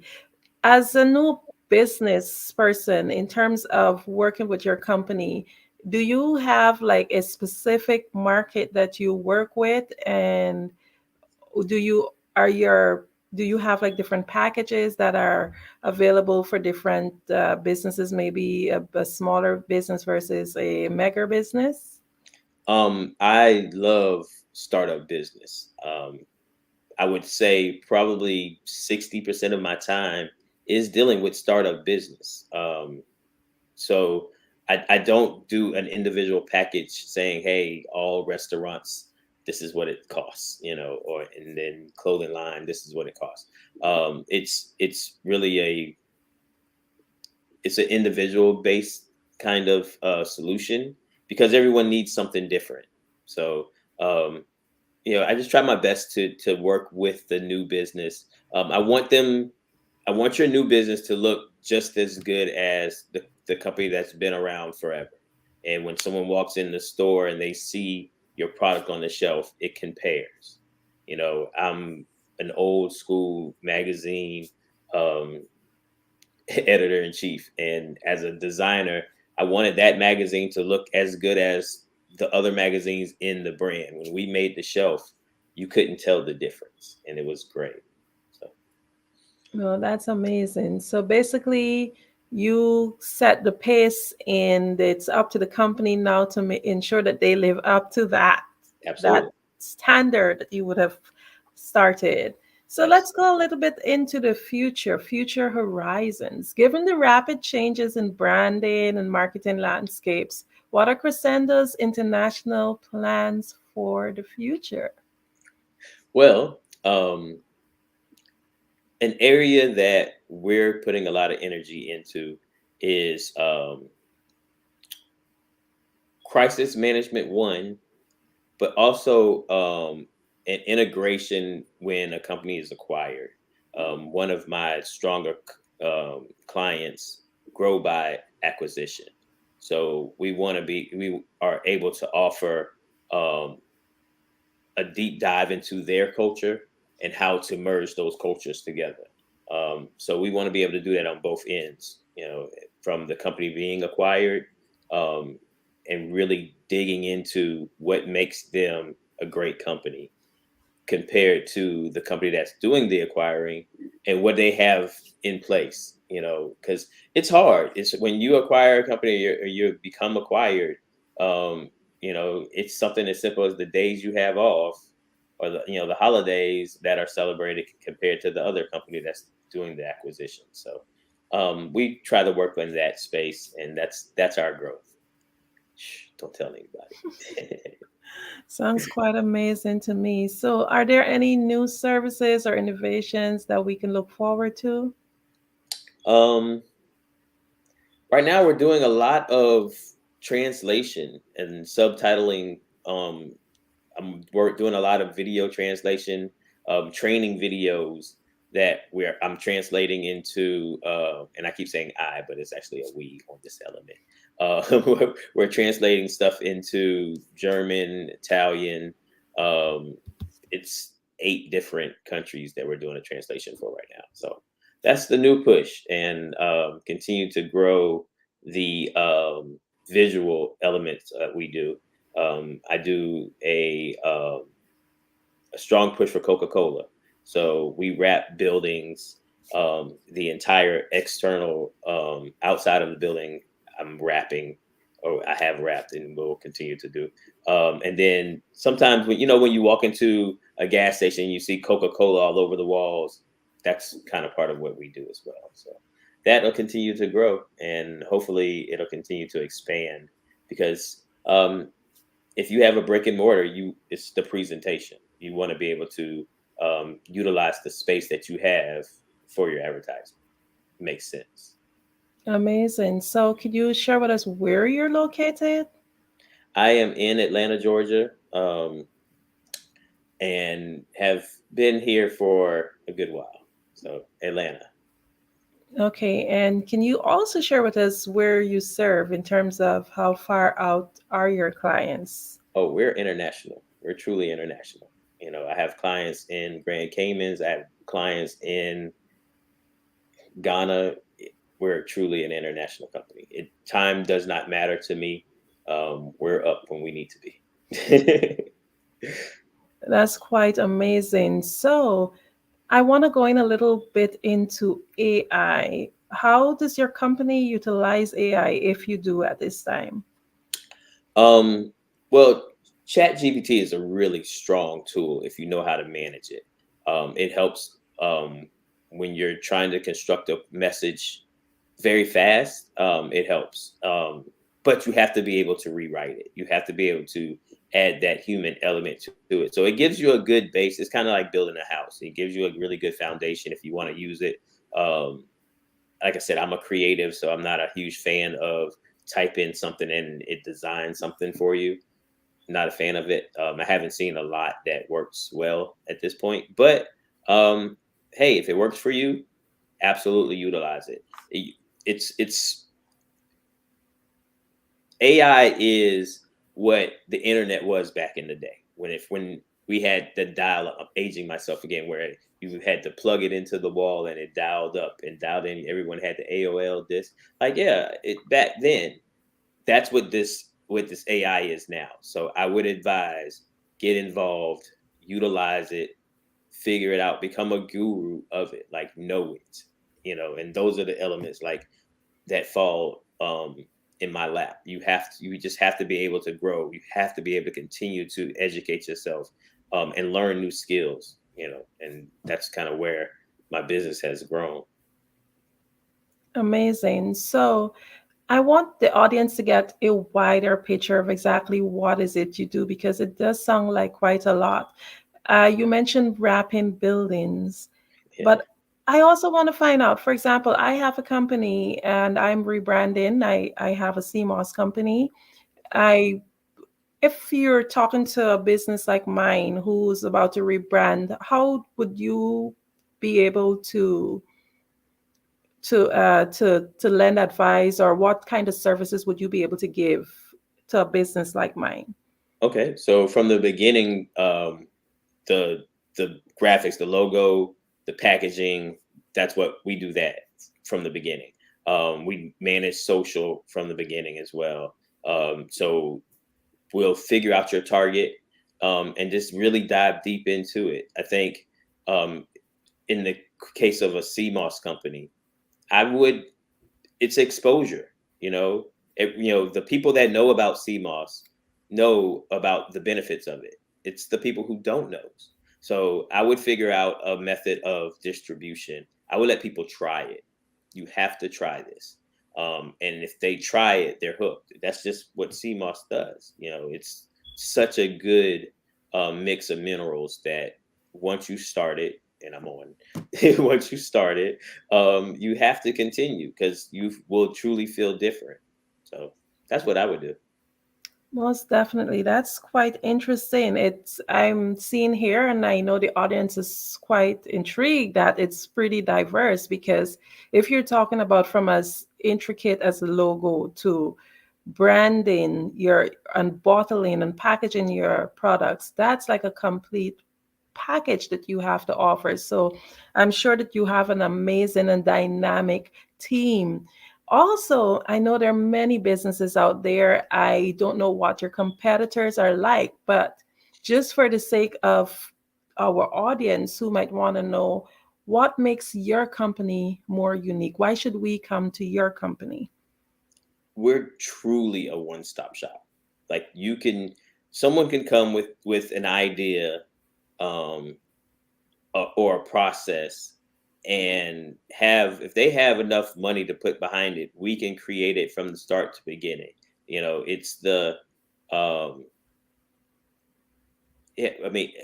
every element of the success from product beginning to inception to exposure, we can manage. My team is very diverse, and they just dive in. So yeah, we'll figure out a way to rebrand, remarket, and exposure. It's nonstop from us. That's quite amazing, quite amazing. So can you share with us what is maybe one of your or two of your greatest strengths as a company? Two of my greatest strengths as a company. Mhm. We're able to convey the message. A lot of comms companies, which is kind of where we fall. A lot of comms companies, they can put your message out for you, but we actually construct the message. Like I said earlier, I'm part ventriloquist. We're going to create the message. We're going to show you how to put the message out. We're going to guide you through the media exposure of it and make sure the message is conveyed the right way. We manage that entire process for a lot of different companies. So it's once you catch the company's voice, then it becomes easy. Okay, I am so excited to learn more. So can you share with us, how do we find your company? How do we get in contact with you? Well, the easiest way to get in contact with me is via email. And my email, I just use rcheeseborough@gmail.com. Like I said, my company is a ghost firm. You can see our web. It's 4crescendo.com, just the number 4, crescendo.com. But yeah, the easiest way to get a hold of me is via email, rcheeseborough@gmail.com. Okay, so another question. So if I'm interested in working with your company, what is your turnaround time like in terms of we reach out? How soon are you able to get back to clients? Oh, it's no more than 24 hours. There's no hesitation when it comes on our end. My team is very diverse. They dig in. So yeah, we don't hesitate. Like, if you need us now, we're there. If you need us a month from now, we can do that too. If you need us a year from now, no problem. We'll put you on the calendar. We're it's just kind of what we do. We have long-term, short-term stuff that we attack, and then we have stuff that we drag because it takes time to really convey that message. Everyone is different. Every product is different. We're lucky to have a very diverse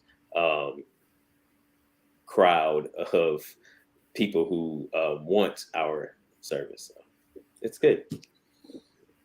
Okay, so just diving in a little bit on the, I kind of say semi-personal side, what is it like working at your company? What is the work environment like? What is your team like? We're fun. Everything is fun for us. We are about our vices, but in the same space, we enjoy the work that we do, and I think that's the most important piece. It's what would you do, or whatever you're doing to blow time off is what you should do to make money. And like I said, I'm an artist, so I will jump on a computer and just design something just because, just to try to stay sharp, or I see an image somewhere and I want to recreate it. That's kind of what I do, to make sure I stay in tune. But the rest of my team, yeah, it's fun. When you're enjoying what you do, it's fun. We tell jokes, we laugh. It's consistent, but it's fun. Setting up an event and going to Chicago and doing an event, or going to LA and do an event and then come back to Atlanta. It's just, the travel is great. The environment is great. A lot of times we control the environment. It's really good when you have a solid team to help when it comes to crisis management, because things pop up, things happen, but you just have to be able to quickly come up with a solution and work through it. I'm very much so convinced that you read my mind, because the next question I was going to ask is if you can share with the audience, like, what you believe was one of your most challenging jobs that you had to fulfill. Oh yeah, crisis management stuff. If and when something happens, I had a client who deals a lot with Russia, and the climate with Russia right now, it's tough. So being able to slide in and convey the right message, and convey where the company is in space, dealing with the Russian element of their company, it's challenging, but in the same instance, knowing the company first and foremost allows you to be able to, create a very good message. I write, ghostwrite for CEOs and the C-suite across the board for different companies. So whether that's quick messaging, internal stuff, on LinkedIn stuff, or speech based, we do all of that. See, that's very important. That's why these questions keep coming, because yet again, another service that I was able to extract from you, ghostwriting. So it's quite amazing what your company is doing. So can you tell us what customer service means to you? It's the key. And because when you think about Black business, that's the piece there where we drop the ball a lot. To be frank, I love working with Black business, but when you hear most of the time there's something, a problem, it's that we drop the ball when it comes to customer service. So I try my best to convey it to my people, and then out from there. We want to make sure you want to deliver that Chick-fil-A service. The problem is, it shouldn't be Chick-fil-A service. It should be your company's service, and it should be all company service. And then to the point where it's just Black business as a whole. It's just easier being nice. It's just easier having a smile on your face. I'm a bit curious as to where did this business idea generate from?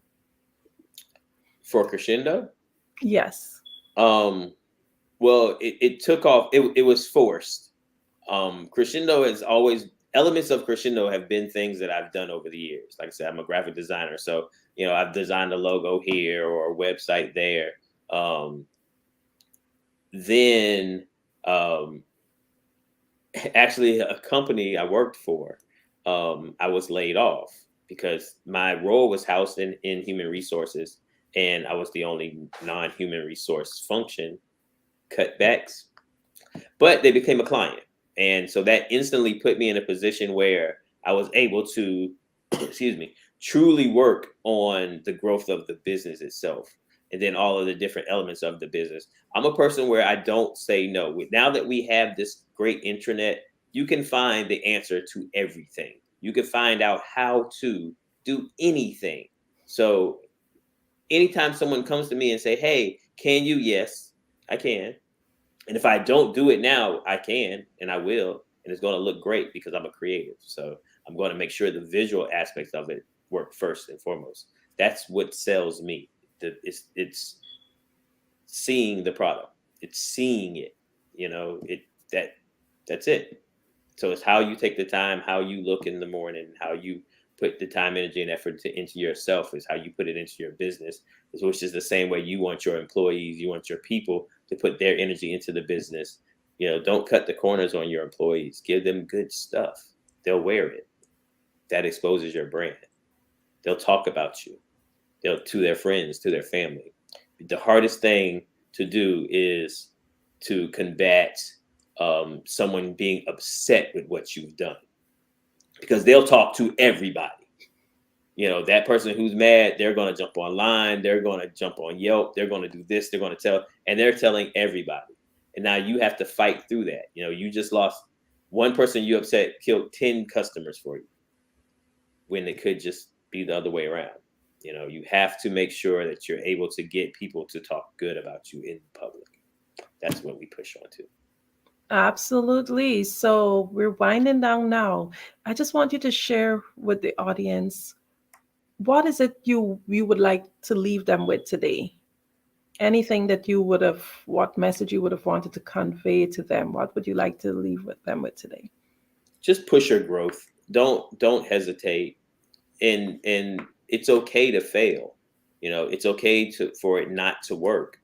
Just keep pushing and keep trying, because eventually it will.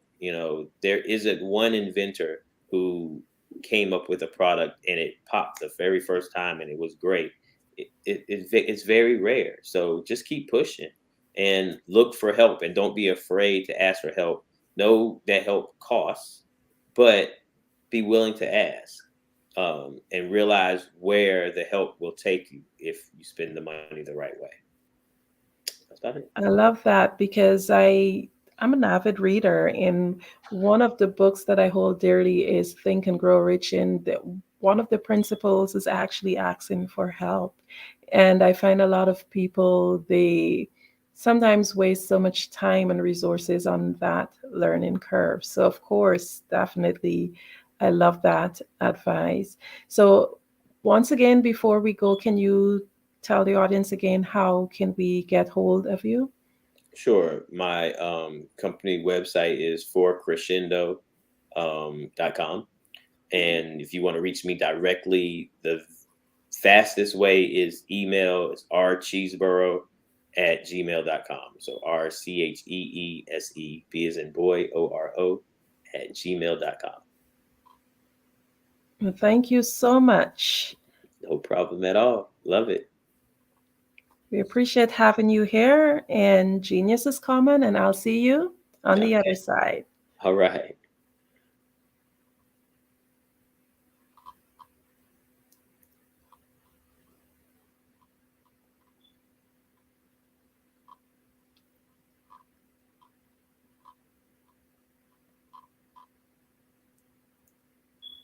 The Black Business Expo's mission is to raise funds for high school seniors going to college or K-12 entrepreneurs. This expo is a fundraiser for students. You may go to www.blackbusinessexpousa.com to donate to the scholarship fund, or use the Cash App BBXUSA. Our goal is to give laptops and up to $5,000 to 10 students. Students can register online at www.blackbusinessexpousa.com. Every dollar counts, so we want to remind you to donate to the scholarship fund. We want to thank our Black Business Expo USA sponsors for October 2023. NC 100, First Atlantic Insurance Group, Moody Capital Partners, Suede Soul, 5-Star BDM Media, Hello LLC, Lotus Ridge Coaching and Training, Carolina, Virginia Minority Supplier Development Council, Step Management, Barbara H. Smith, LLC, Margie McLean Foundation, Inc., Genius is Common, Earth Essentials, Milan Chennai Global, Executive Women's Success Institute, The Quality Coaching Company, Superwoman Business Services, Creative Force Studios, Lee Entertainment, Artistic App Design, Black Business Expo USA. Genius is common, and I'll see you on the other side.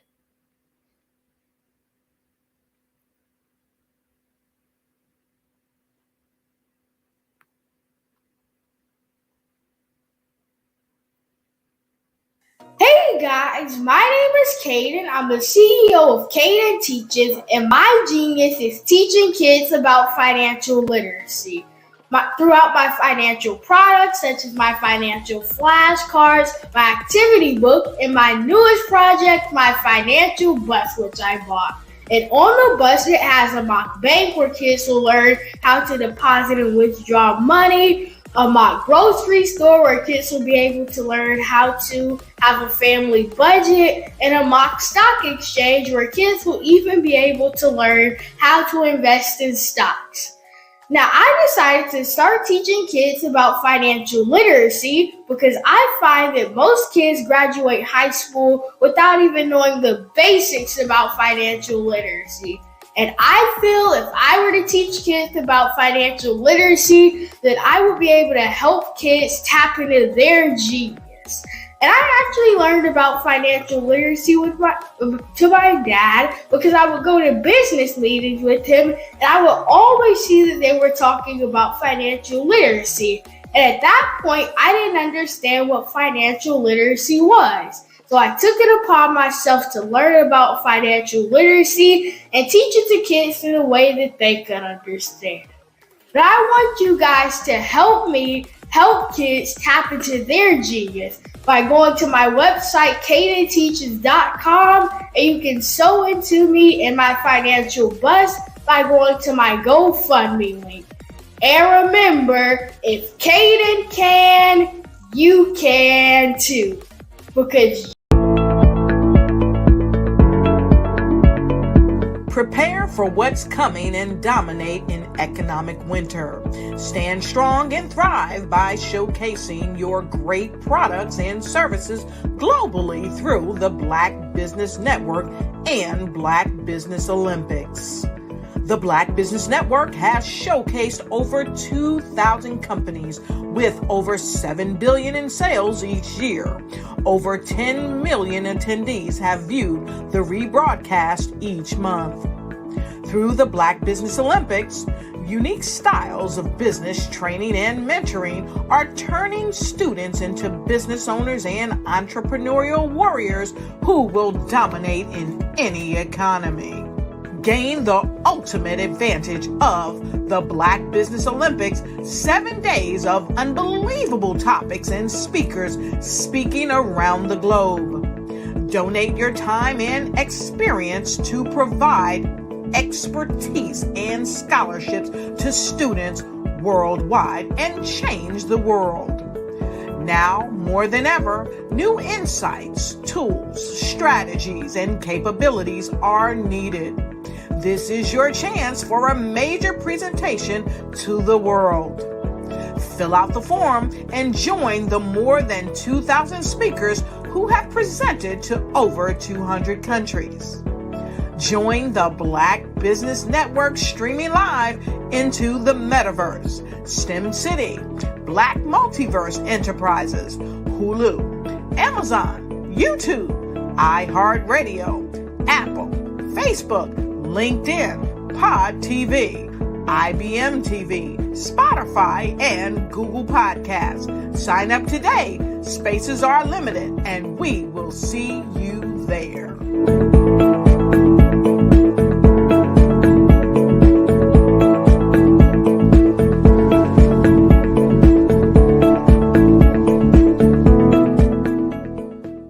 I'd like you to imagine with me, if you will, opening an app where you can collaborate with like-minded individuals from around the world, get inspiration and in-app tools to launch and grow your business, as well as share your knowledge and earn compensation, all in one app. Well, the name of that app is Truso, short for Truly Social. Hi, I'm Matthew Newman, the founder and CEO of Truso. A new concept in social media, Truso is designed from the ground up to be a platform that's both social and empowering for all its users. How exactly do we do that? I'm glad you asked. First, Truso brings the world together via video. Psychologists assert that video provides a significantly more effective connection than audio only. When you enter a community on Truso, you're face to face. Second, on Truso, you don't have to have 1 million followers to monetize. Our business model allows all hosts and moderators to monetize, no matter the size of your following, by 1, producing fee-based content, and 2, inviting others to join the platform as subscribers. Even more, Truso has an in-app resource library with over 100 free resources, forms, and documents to help you build your brand and grow your business. Third, Truso is inclusive. The deaf and hard of hearing communities make up 360 million people worldwide. Unlike audio-only apps, Truso embraces this community, providing a networking platform that allows them to participate via video and closed captioning. We even have a deaf and hard of hearing foundation in the works as well. Fourth, Truso is both social and safe. We refer to Truso as a virtual extension of the beauty shop, barbershop, and brainchild of the community. A place where there's laughter, along with wisdom, growth-oriented conversation, and genuine connections in a safe space. Truso even has proprietary security to ensure we maintain a safe environment for everyone. Where are we at now? Truso is live, y'all. We've launched in beta, and we're acquiring users daily. We have an incredible development and marketing team, plus amazing celebrity influencers at the table, helping us spread the word around the globe, beginning within the African diaspora and beyond by creating a safe space for growth, connection, and collaboration. We're truly excited about Truso. We've created something special for which there is a global market. And we invite you to embark on this journey with us as a shareholder. The future for Truso is truly bright. Join us and let's go there together.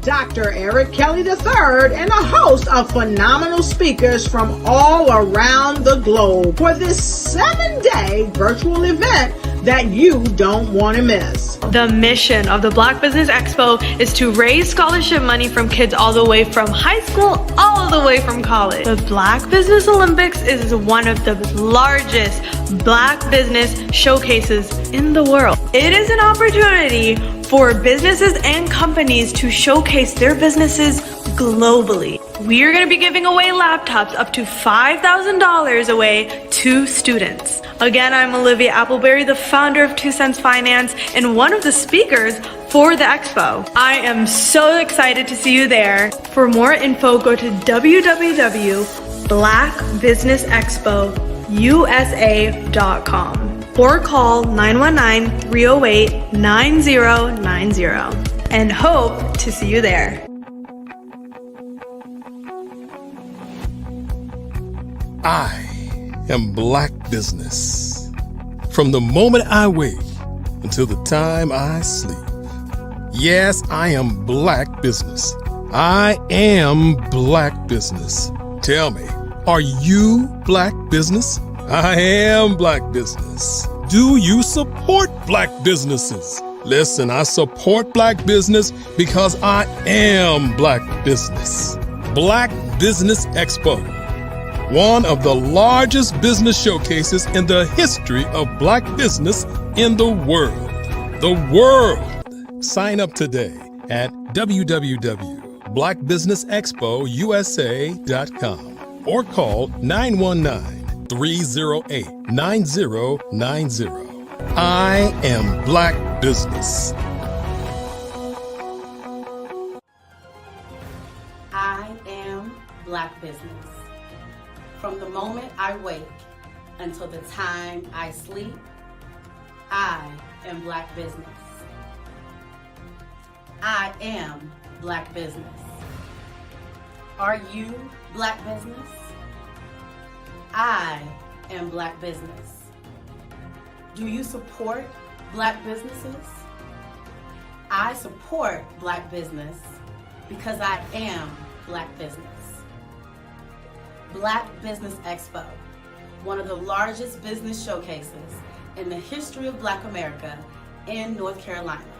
Sign up today at www.blackbusinessexpousa.com or call 919-380-9090.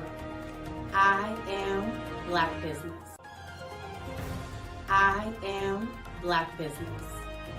From the moment I wake until the time I sleep, I am Black business. I am Black business.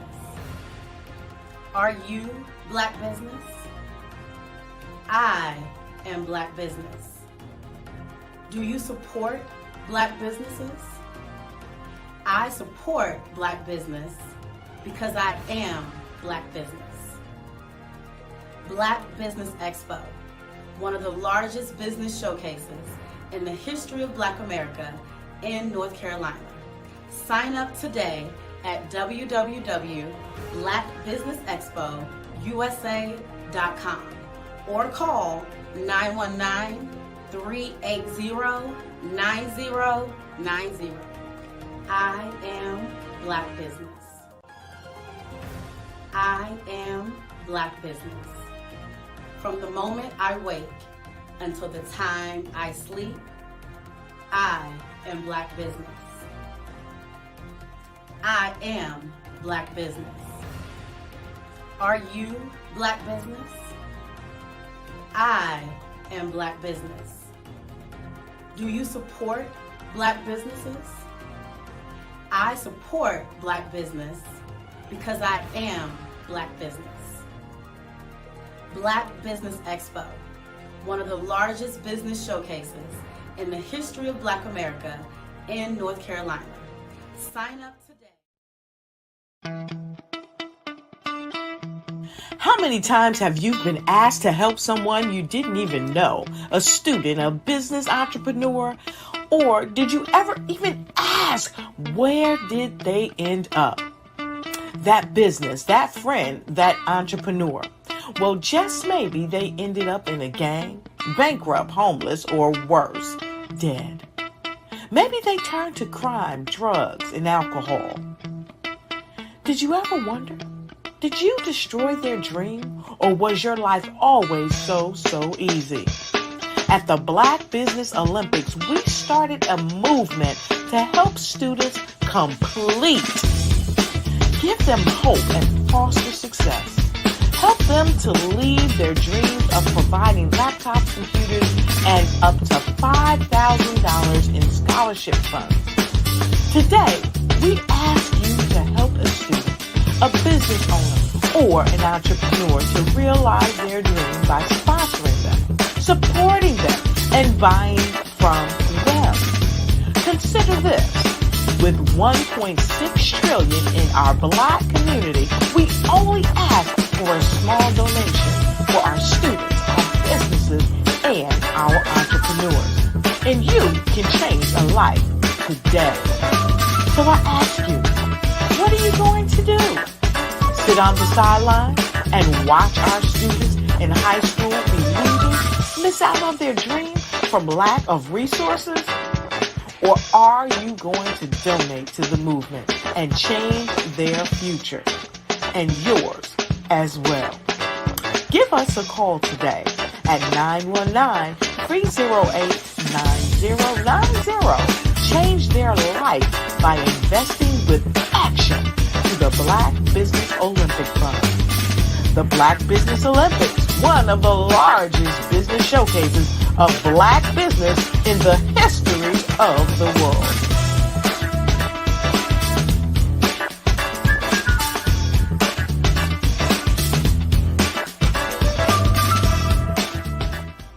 Over the past few years, we've seen the growth of existing and new initiatives focused on financial inclusion, building global networks, and reducing the wealth gap in response to the idea there's not enough seats at the table. Whether their outcomes are to increase the representation of Black executives on corporate boards, ensure an inclusive global economy, or to create new U.S. African commercial pathways, the strategies are often carried out by separate programs. The question is, should they be? With the continent of Africa being home to more than half of the world's fastest growing economies, the youngest workforce, over 400 companies generating more than $1 billion annually, 700 generating more than $500 million annually that are poised for growth, and being the destination of nearly $5 billion in venture capital in 2021. Diversifying U.S. and Africa commercial engagement by building bridges between African businesses and their U.S. diaspora should begin being seen as mutually beneficial. From helping to reduce Africa's enormous capital gap to catalyzing two-way trade opportunities, the COVID-19 global pandemic hopefully has taught us that global challenges and opportunities are more interconnected than we thought. During the pandemic, African companies like Unicorn Flutterwave, insurance provider Reliance Health, ride-hailing app Yasir, and 54Gene, the continent's first bank of DNA on people of African descent, proved that when African companies have access to networks, capital, and information, they grow big, grow fast, and create solutions that are valuable to the world. This is why Be Direct was created. We are the first U.S.-based but African-centric board preparedness and board search company designed to connect U.S. Black talent and corporations to African businesses. Unique and fundamental to Be Direct's success is our process of helping board candidates adapt their experience and networks to an African context before they're connected to high-growth companies that are looking to locally and globally scale. From our focus groups with African business execs and government leaders, we don't ignore the sentiment that business is easy, but people are hard. Having a pool of board candidates with hard-to-access networks and extensive experience across the business life cycle, including successfully raising capital, is table stakes for an initiative like this. So yes, we have that. But corporate or entrepreneurial success in the U.S. does not guarantee success in Africa. Developed alongside industry partners on the continent, our training program, Be Direct Prep, is designed to transpose their experience to create cultural comfort, understanding, and a commitment to helping businesses in Africa scale. Our board governance sessions are African, continental, and country-specific, integrated with cultural awareness and dexterity training, masterclasses led by African industry execs, and mentoring and coaching from African continental-based facilitators. But even more unique to Be Direct Prep, we cap off our training program with an immersion trip to help candidates that have not been to Africa before see and feel Africa's complexity and opportunity from African soil. We all know traditional network-based board placement has historically left a lot of us out of ever really being in the paid board pipeline. Our strategy supports the work of many great organizations that are successfully filling seats at U.S. board tables by creating more tables for those that are still left on the sideline. It's time to start seeing the role and value of U.S. Black talent and businesses on the continent of Africa differently. Old perceptions and habits limit economic inclusion. Let's transition Black talent and the African businesses they will support from the periphery of the global economy to its core. Living in a global lockdown, we all know now how fast local and global economies can change, and see the value of having businesses that hire, strengthen local value chains, and even grow globally. Status quo in any form holds back progress. We must democratize U.S.-Africa commercial engagement by socially and economically connecting cultures that have long been disconnected. It's time for Africa's U.S. diaspora to redefine their global value by helping African businesses scale continentally and globally.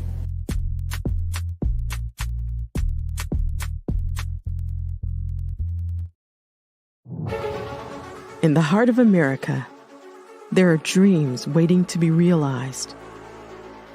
Dreams of owning a home, creating a haven for families, and building a future.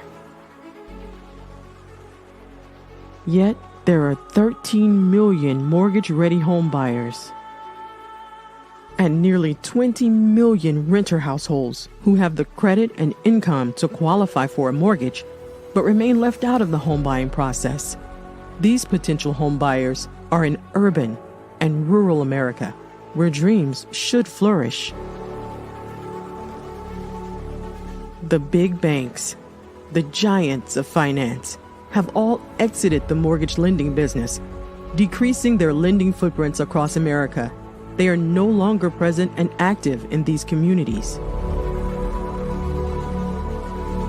Instead of offering opportunities for home ownership, some of these banks have chosen a different path. They have decided to become mega landlords. They have chosen to invest billions of dollars in rental homes, leaving potential home buyers with fewer options and stuck in a cycle of renting without the chance to build equity and create a legacy for their families. Here is the shocking truth. A report issued by the Home Ownership Council of America revealed that if lenders were to step forward and serve this underserved market, they could conservatively increase their loan volume by $1.5 trillion. $1.5 trillion. This is $1 trillion business opportunity, ripe for the taking.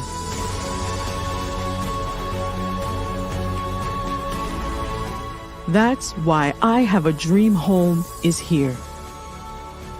We support the American dream of home ownership in urban and rural America. We believe in the power of social consciousness and the impact it can have on people's lives. Investing in urban and rural America is not just good business sense. It's a moral imperative. Our mission is clear. Become the go-to mortgage lender in these communities. Create a pathway to home ownership for all Americans, breaking the cycle of poverty by empowering families to build wealth, stabilizing our communities, and taking pride in our country. I Have a Dream Home. Unlocking dreams, transforming communities, and rewriting the story of American home ownership. For more information, scan the QR code or visit our website at www.ihaveadreamhome.gold.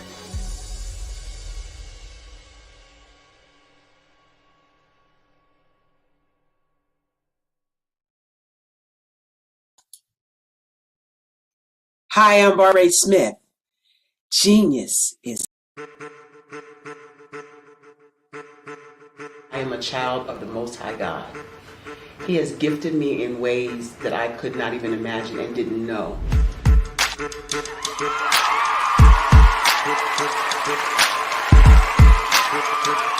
There was a time when I didn't know who I was. I listened to other people tell me who I should be, what I should do. I listened to people telling me that I should be a boutique owner, that I should be a construction manager, that I should be a laborer. Have you ever felt like you should do something else, be something else, go somewhere else, be wherever you wanted to be, and you felt like you were in a box? Anybody in the room? And you couldn't get out? Anybody in the room? and you kept trying to go and go and you couldn't get out. Anybody in the room? But let me tell you, you need to rock the box. Rock the box.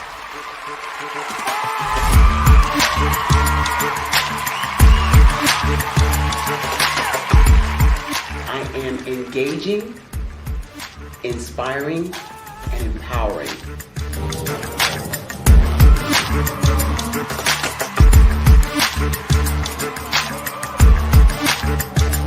I would give you everything I know.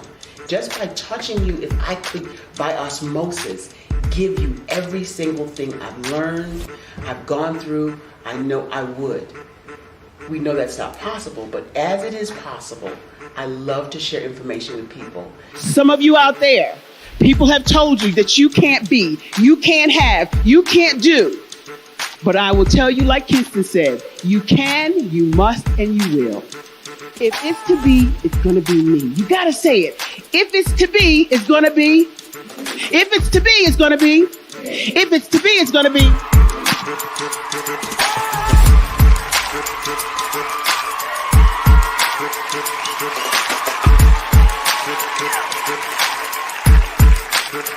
Barbara is because she believed what her mama said about her and not what other people told her. Every day you wake up, when you're in a situation, it's your choice whether it's an advantage or the disadvantage. She gained her confidence and her life, and now she is a testimony. If I can help you elevate yourself, then I feel like I'm elevating my own self as well. What you know and I know together can change the world.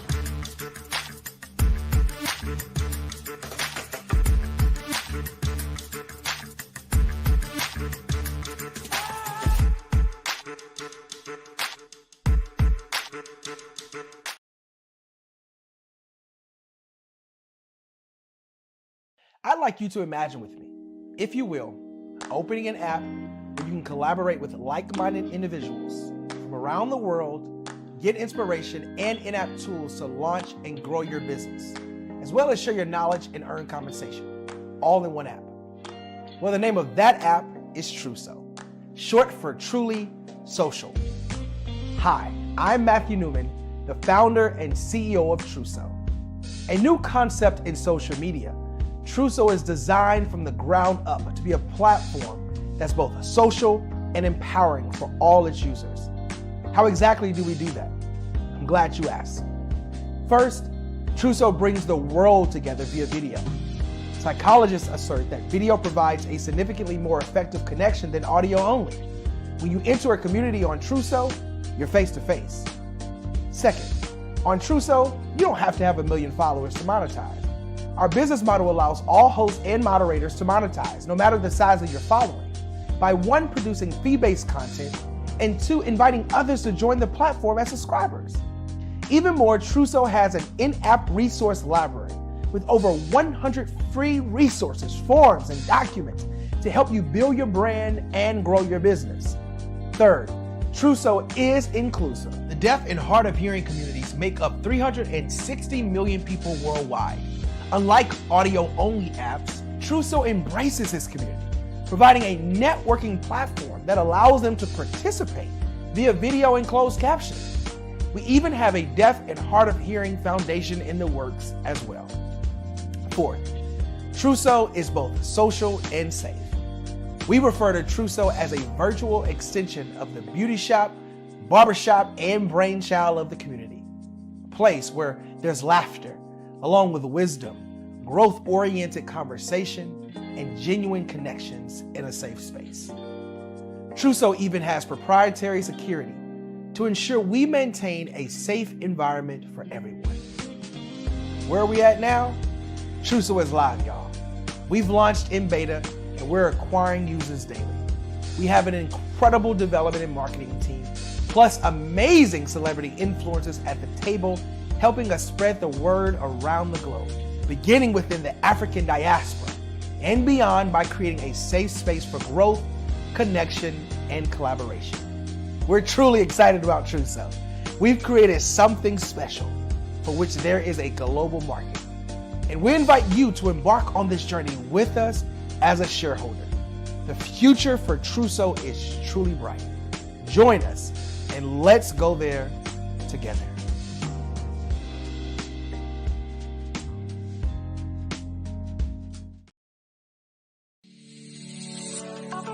Did you know that our black dollar only lasts for 6 hours in our community? Yet other communities, their dollars last for 19 to 30 days. The Black Wall Street Nation. Black Wall Street Nation. Yes, that's why we created the Black Wall Street Nation. Black Wall Street Nation is a centralized directory available to all black businesses across the world.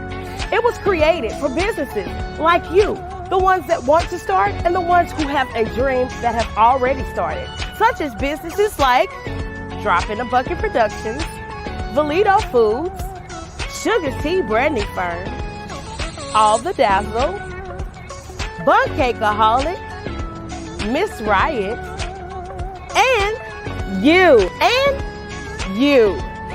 We'll have marketing, seminars, and some funding coming soon just for you. So, we want you to come and join us. www.blackwallstreetnation.com. See you there.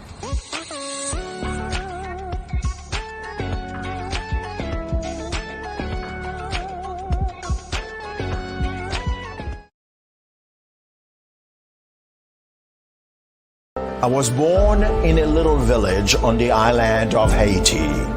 Many deadly diseases pounded me. It is as if they were on a mission to end my existence on this earth. I refused to give up. In 1983, I left Haiti and came to the United States of America. And I came with $5, 2 shirts. I didn't speak any English. I came to Atlanta. I got a job. I was a doorman. I was a doorman with a dream. What I used to do, I used to come on stage. I'd rehearse this moment that I'm standing in front of you. That's the power of a dream. Maybe today is the day you begin acting as if you already have it. And then step out with full force. Take a risk. No condition is permanent. Don't let your situation distract you. You are chosen. You are called. You are born for a purpose in this life.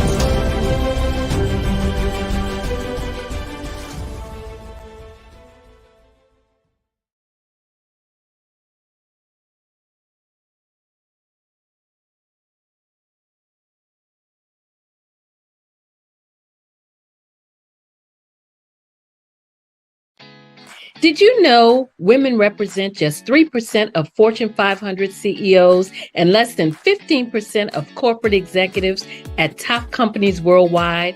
Have you wondered what the secrets are to getting into the top ranks, whether in the private or public sector? Do you want to figure out how to stop being held back in your career or passed over for promotion? Then you're in the right place. Hi, I'm Dr. Madeline Ann Lewis, President and CEO of the Executive Women's Success Institute. I have decades of experience in the military, the federal government, and corporate America. And my mission is to help women succeed and tap into their full potential. I want to reach 1 million+ women around the world to become the leaders they are meant to be. So if you want to move into a management or executive level position, or maybe you are a female veteran transitioning out of the military into business entrepreneurship, then reach out to the Executive Women's Success Institute at 301-693-3284. Let us get you on the fast track to success.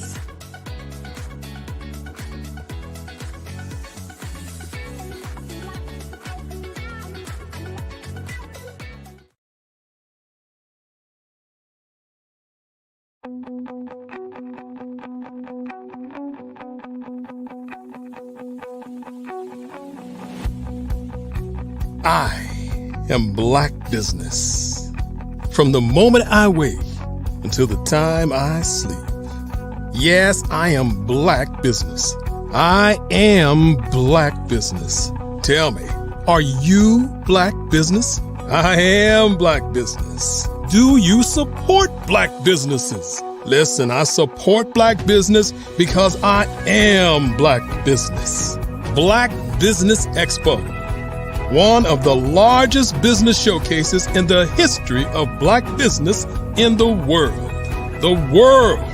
Sign up today at www.blackbusinessexpousa.com or call 919-308-9090. I am Black business.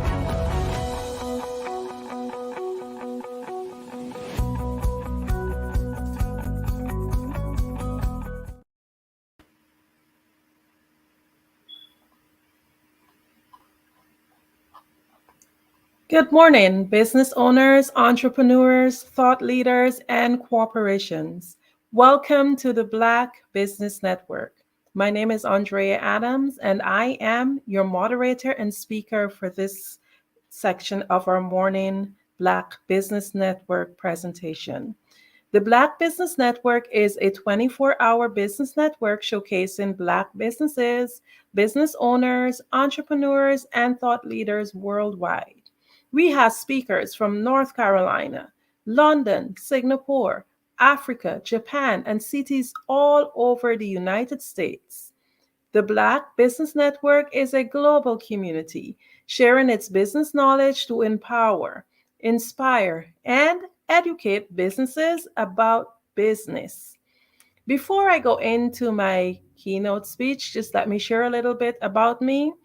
I am a life coach, ICF certified communication, relationship, and mindset coach. One of my passions are working with children and helping them to be able to develop the art of public speaking. Some things that I love doing are skydiving, scuba diving, horseback riding, coasters, motorbikes, gormandizing, big city lights. I just love a great adventure.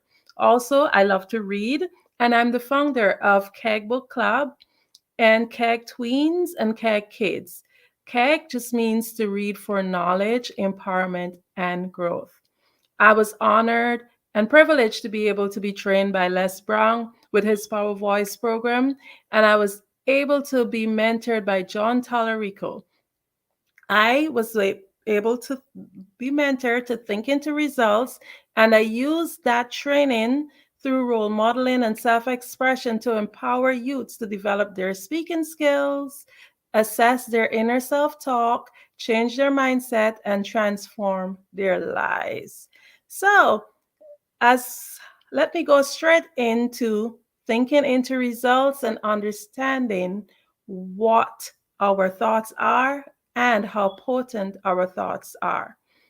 Are you aware that your thoughts are the most potent form of energy?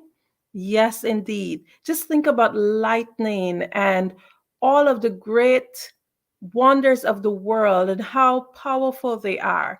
Yet, it has been proven that our thoughts are the most potent form of energy. But what exactly is energy? Energy has a wide capacity of meaning, so it's dependent on its concept. But one of the broadest and most simple definitions that I came across is called usable power. Energy has many forms, but greatly it cannot be created or destroyed. So let's try to understand this power that we have. We possess this potent power called energy.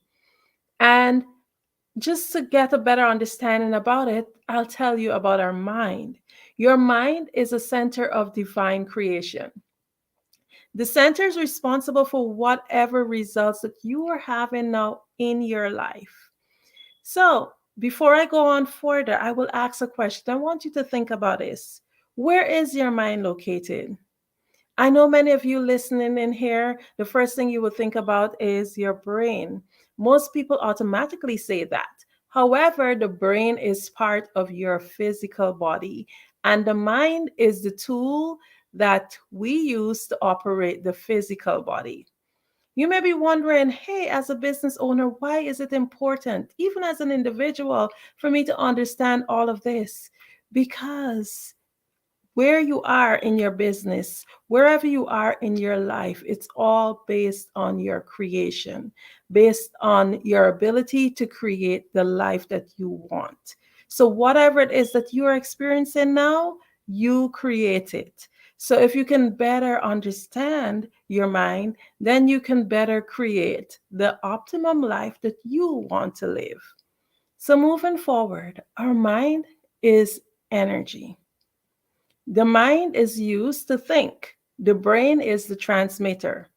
The mind cannot be physically touched because, again, it's energy. However, in order to understand how the mind works, I want to paint a picture. Your mind functions on many levels, but for today, we will just look at two. Just take out a piece of paper and draw a stick person. Make a big circle. We can use that to represent the head. Don't add any details like eyes and nose or whatever. We're just doing basics here. Then we will use the circle, that big circle, to represent the mind. Now draw an even line throughout that circle. I hope you guys are having the picture I'm trying to paint. It should look like a pizza, perfectly divided in two. Label one side as conscious and the other side as subconscious. That will represent your mind. And I will explain that a little bit more. So our body is the instrument. So our mind thinks and creates, and our body is the instrument that allows that to happen, whatever it is that we conceive.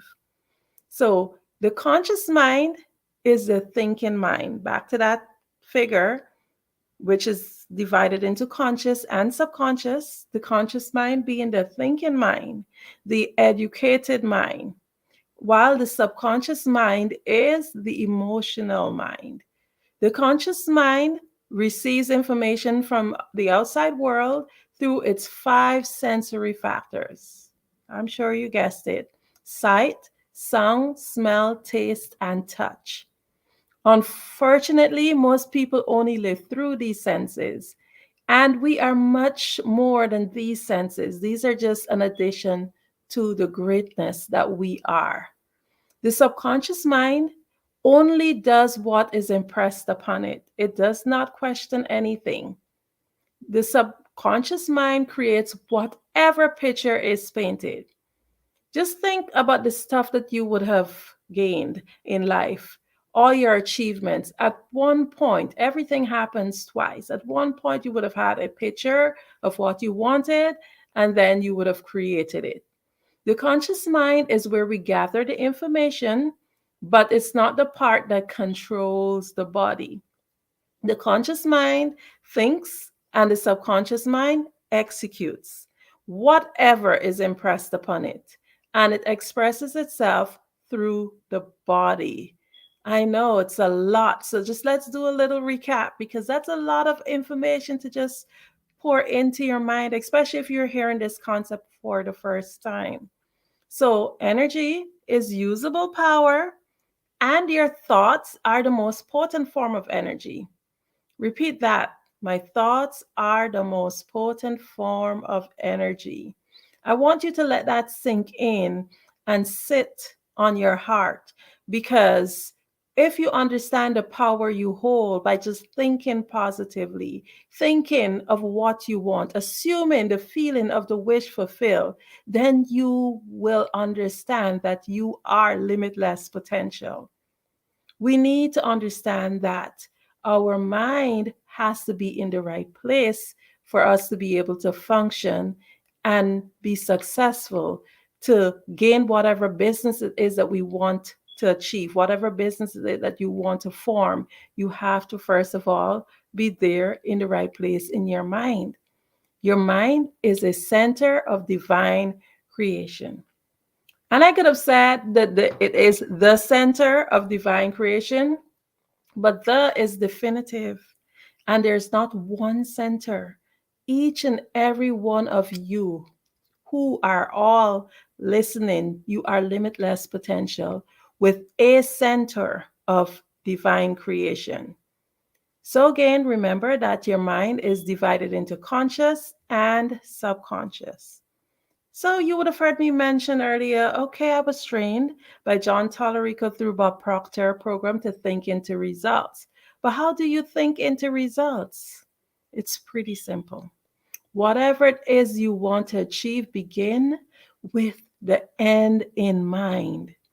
So in order to understand how to master this, our thoughts, you must first understand the process. You must first conceptualize the idea that your mind is a center of divine creation. Each and every one of you have your own headquarters. Each and every one of you are a CEO of your own headquarters. You are the boss in your own divine operation. Like an organization, we are constantly creating every day, every moment. Whether you are conscious of it or not, you are creating. You're thinking about what you want to do next week, next month, next year. What do you plan to do in order to achieve these things? Some of us are more detailed and we write it down and we're more articulate, while others just let it happen. But it's important to not just let it happen, because it is said that if you don't know where you're going, any road will take you there. And you don't want that. You want to be in charge. So, as the CEO of this divine operation, of this headquarter, you must take charge and master your thoughts. So, how do we create? We create by assuming the feeling of the wish fulfilled. Everything around us was once an idea. It was once conceived in our imagination. So just to expand on that a little bit, let's just do a little exercise. Like, think of the color of your front door. The first thing that happens is that you don't think of it if it's red as in R-E-D. R-E-D does not come up in your mind. The spelling of the word does not come up in your mind. What comes up is a picture. So we think in pictures. So we create our movies in our mind of what we want. We create that movie. Also, our memories are like pictures. They're like a movie. We rewind.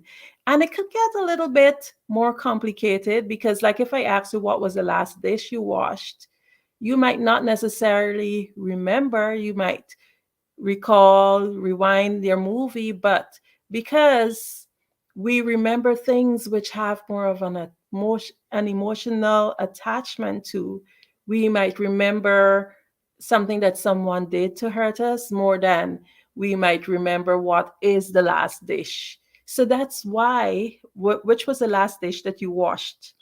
So that's why it's important that whatever it is you're trying to create, you assume that feeling and you create emotion. You put emotion into it. And once you assume that feeling, then is when your subconscious mind will help you to create. It uses the body. Now, these exercises that I just spoke about to demonstrate how our mind think. We basically think in pictures, as I said. So we must begin with the end in mind. Now, if you're purchasing a house, you're not going to go, first of all, you're going to visualize it. You're going to want to think about what color your house is going to be, how many rooms. You probably contact the bank to see if you qualify for whatever amount, but you visualize and you have an idea. So it's important that whatever it is, it might not be a house, but whatever it is that you want that job. You think of yourself as having that job first, and then you assume that feeling of that wish fulfilled, because the more excited you are about it, the more you are likely to go after it and actually achieve what is it that you're trying to achieve. You have to put emotion into it, and then you have to plan. So it's like a movie. You think about it and it happens twice. You think about the end and then you create it. I know it sounds really easy. Oh, I just think about it and it happens. But we know that it's not that easy. Every day we create naturally. The outside world is actually a reflection. Whatever it is that you're living right now is actually a reflection of what takes place in your mind. Oftentimes we dream big and we cannot seem to get the results. Because you might say, well, I am passionate about this, but still I can't get the results, or I started and I cannot complete whatever project it is. Am I not passionate enough about it? Sometimes we take courses, we acquire all the degrees and the accolades, but we just can't seem to get the desired results. Whether it's financially, whether it's career, relationships, whatever it is, it's all because of how we think. So, what that is basically called is just knowing how to close the knowing doing gap.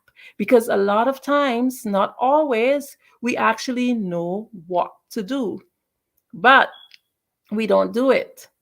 So that's the difference. And why don't we do it? Sometimes we don't know what to do. And that's also another reason why sometimes we cannot fulfill or complete stuff, because we don't know what to do. I'm an avid reader, and I always refer back to Think and Grow Rich, where it says one of the principles is like, if you do not know what to do, you seek professional help.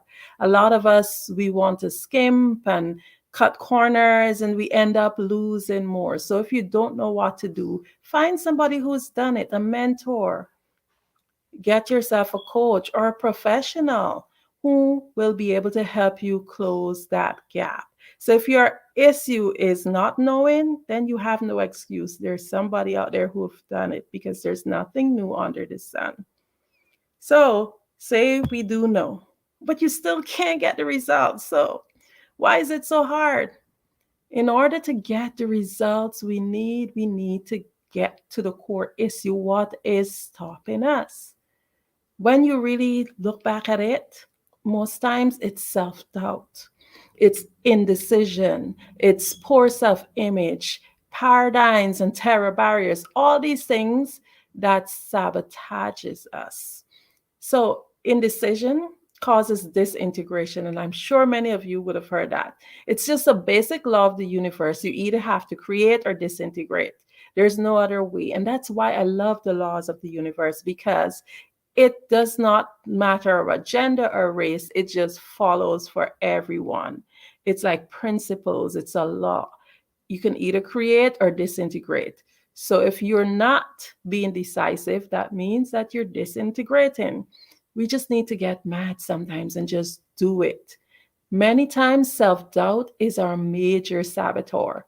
It's like we know how to do it, but we are afraid. We just can't make that decision. We just don't do it.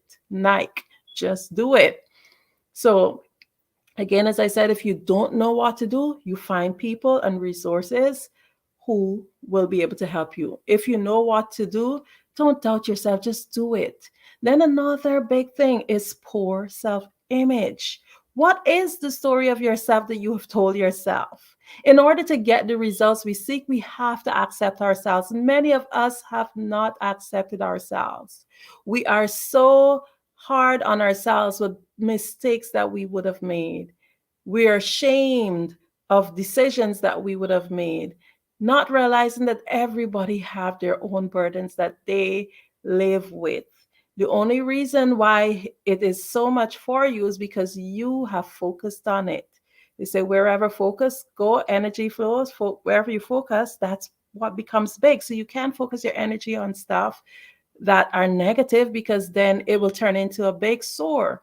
And when you really ask yourself, sometimes things that you remember that were so bad, you might ask someone, they were like, oh no, that was nothing. So stop being so hard on yourself. Stop living from a victim perspective.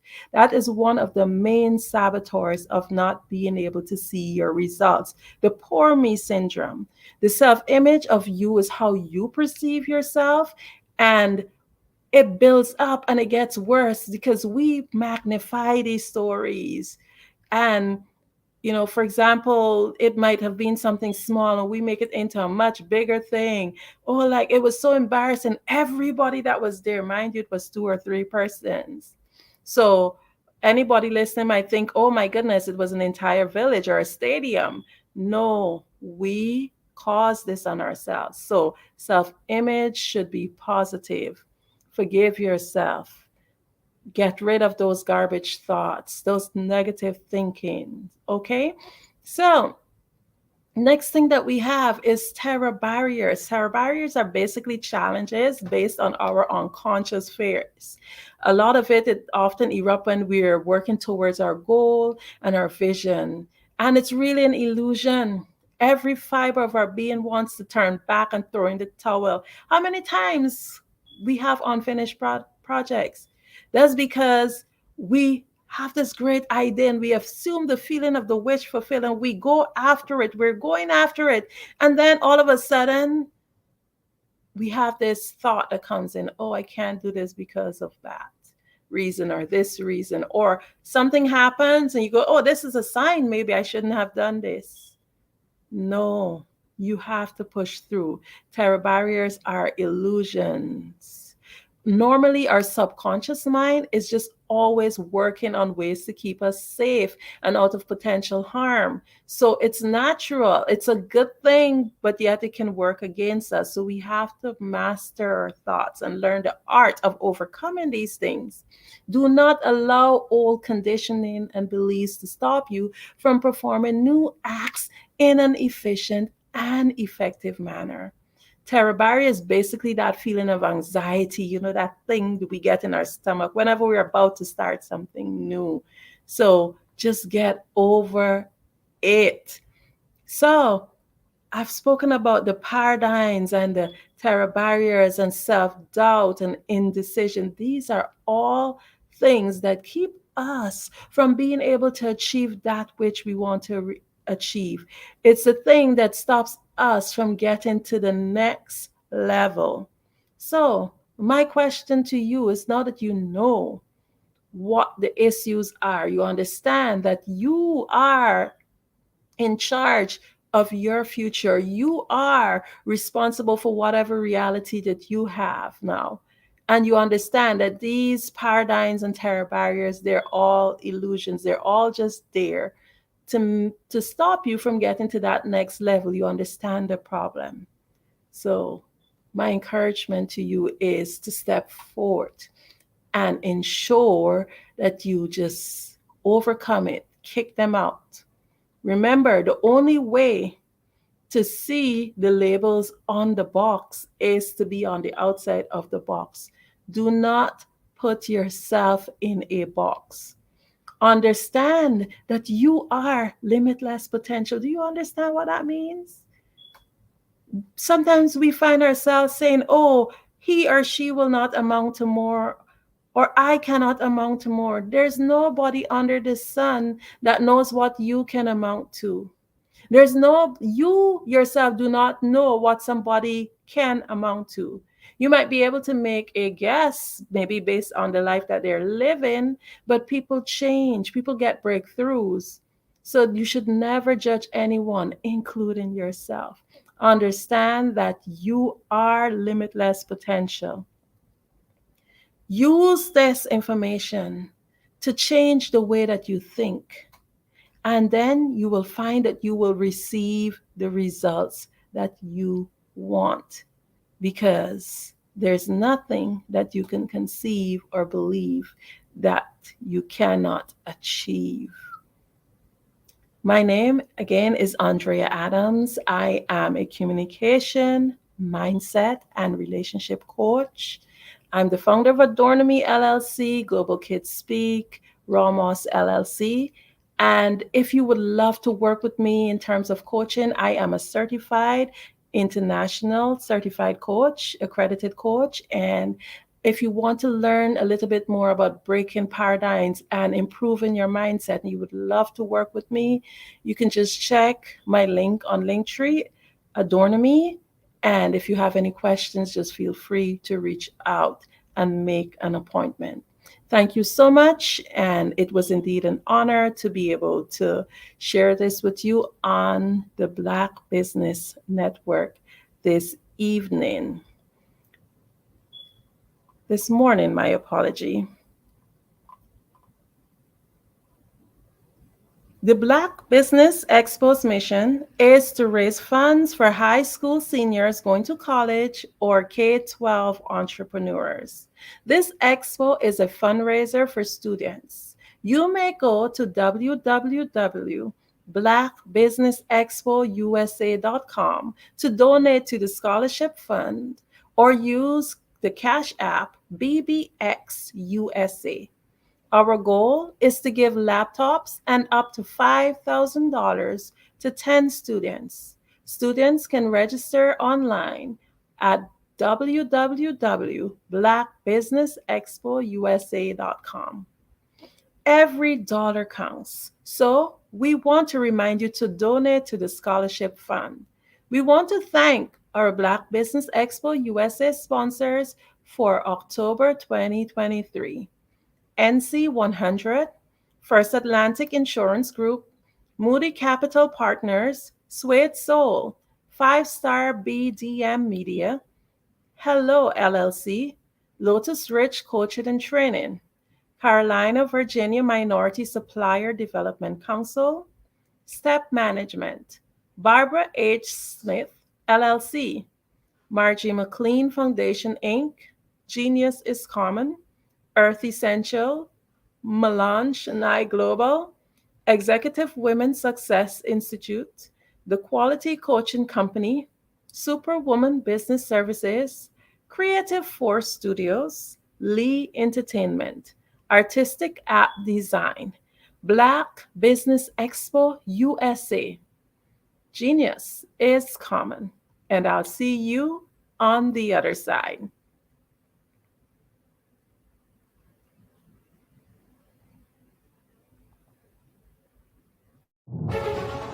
In the heart of America, there are dreams waiting to be realized. Dreams of owning a home, creating a haven for families, and building a future. Yet, there are 13 million mortgage-ready home buyers and nearly 20 million renter households who have the credit and income to qualify for a mortgage but remain left out of the home buying process. These potential home buyers are in urban and rural America, where dreams should flourish. The big banks, the giants of finance, have all exited the mortgage lending business, decreasing their lending footprints across America. They are no longer present and active in these communities. Instead of offering opportunities for home ownership, some of these banks have chosen a different path. They have decided to become mega landlords. They have chosen to invest billions of dollars in rental homes, leaving potential home buyers with fewer options and stuck in a cycle of renting without the chance to build equity and create a legacy for their families. Here is the shocking truth. A report issued by the Home Ownership Council of America revealed that if lenders were to step forward and serve this underserved market, they could conservatively increase their loan volume by $1.5 trillion. $1.5 trillion. This is a $1 trillion business opportunity, ripe for the taking.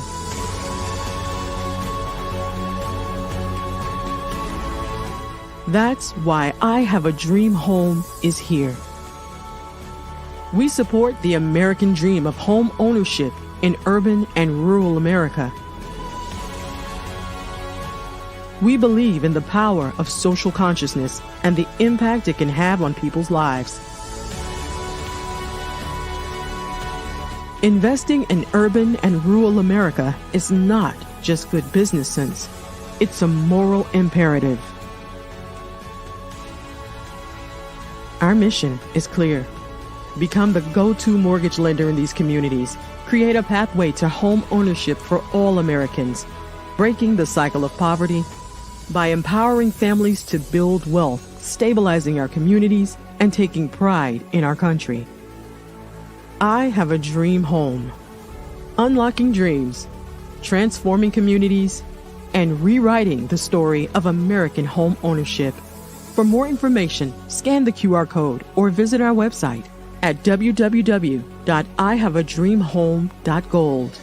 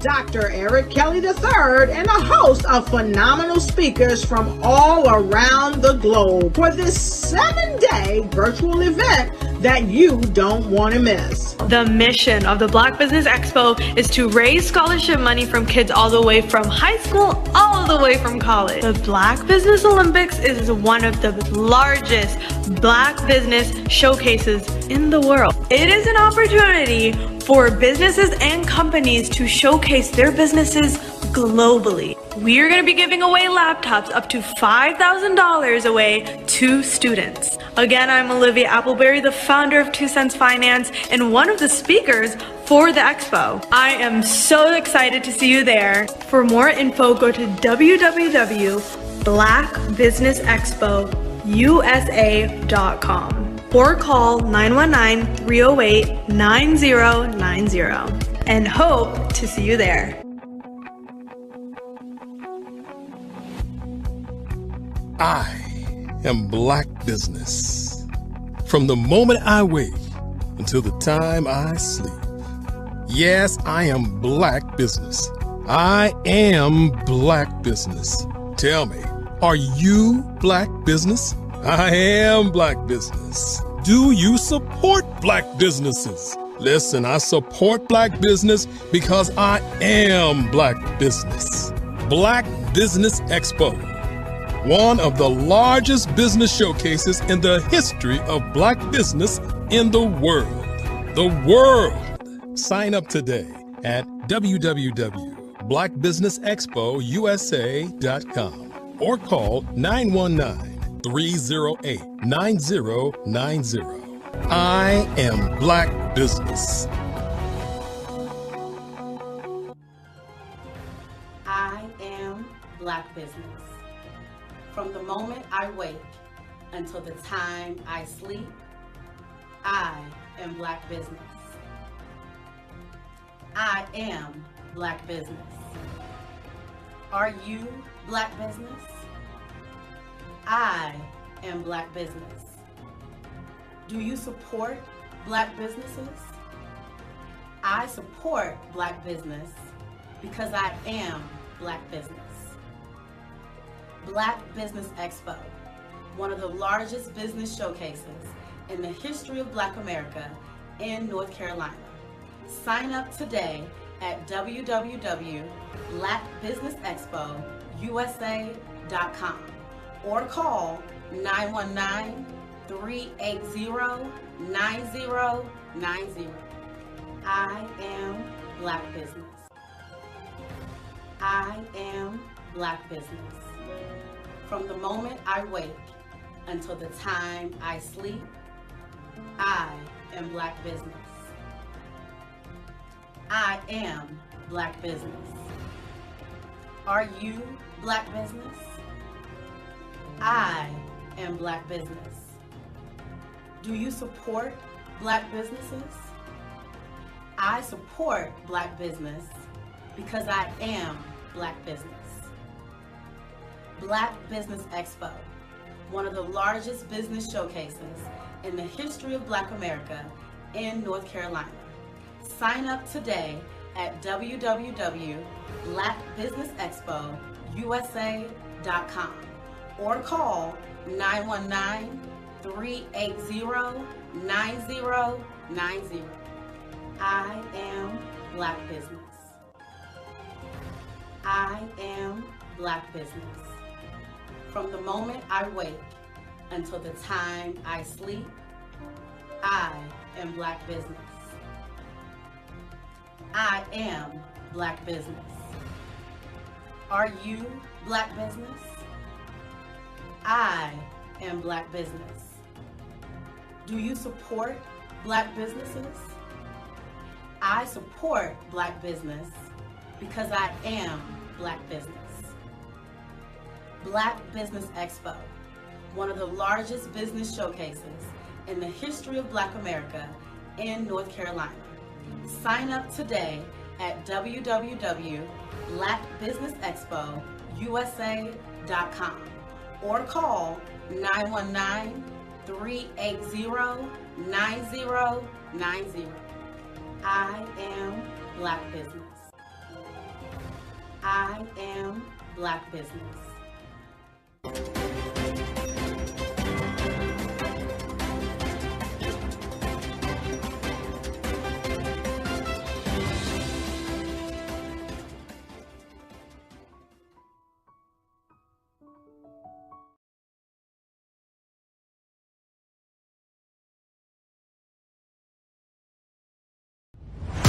Social media is evolving. It's more vibrant, more colorful, more energetic, and so are you. It's not just photos anymore.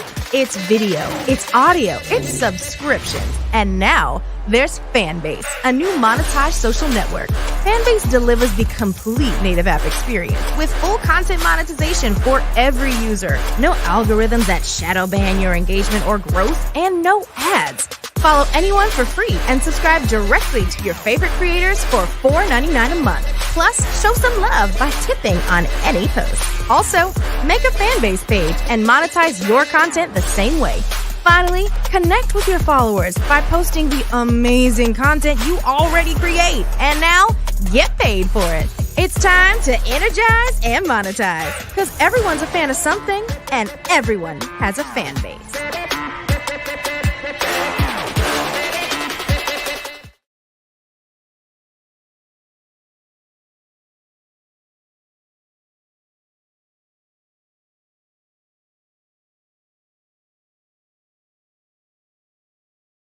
Hello, I am Dr. Eric Kelly III, the visionary strategist and founder of the Black Business Olympics.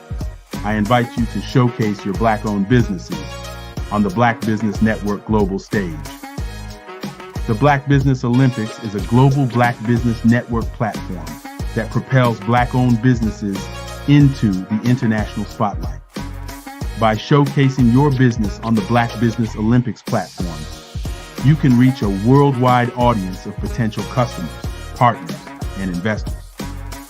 You can also establish yourself as a thought leader, an expert in your field, attract lucrative partnerships, and more speaking engagements. In addition, the Black Business Olympics platform provides a valuable opportunity to connect and collaborate with like-minded entrepreneurs and business professionals from around the world.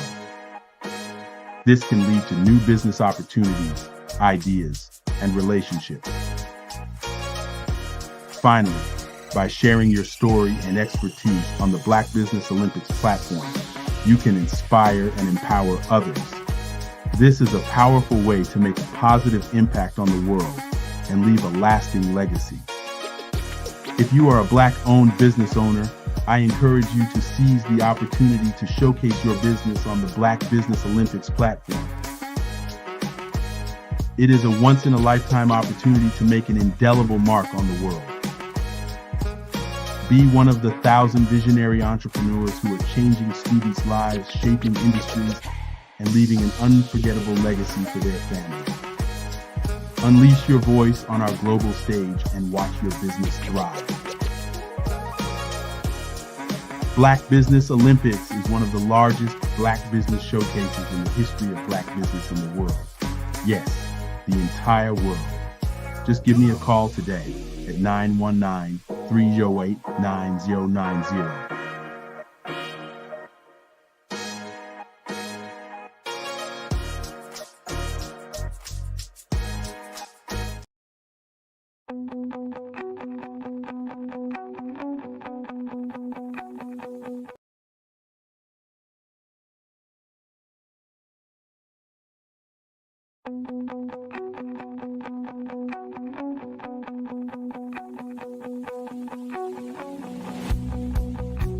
I am black business.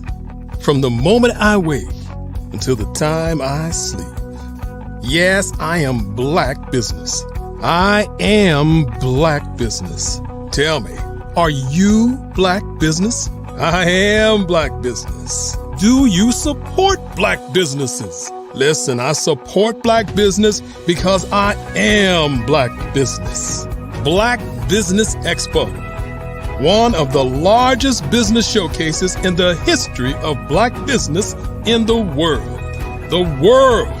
Sign up today at www.blackbusinessexpousa.com or call 919-308-9090. I am black business.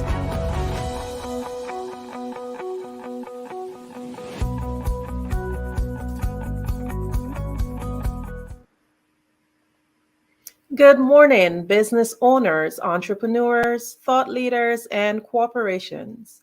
Welcome to the Black Business Network. My name is Andrea Adams, and I am your business moderator for this morning on the Black Business Network.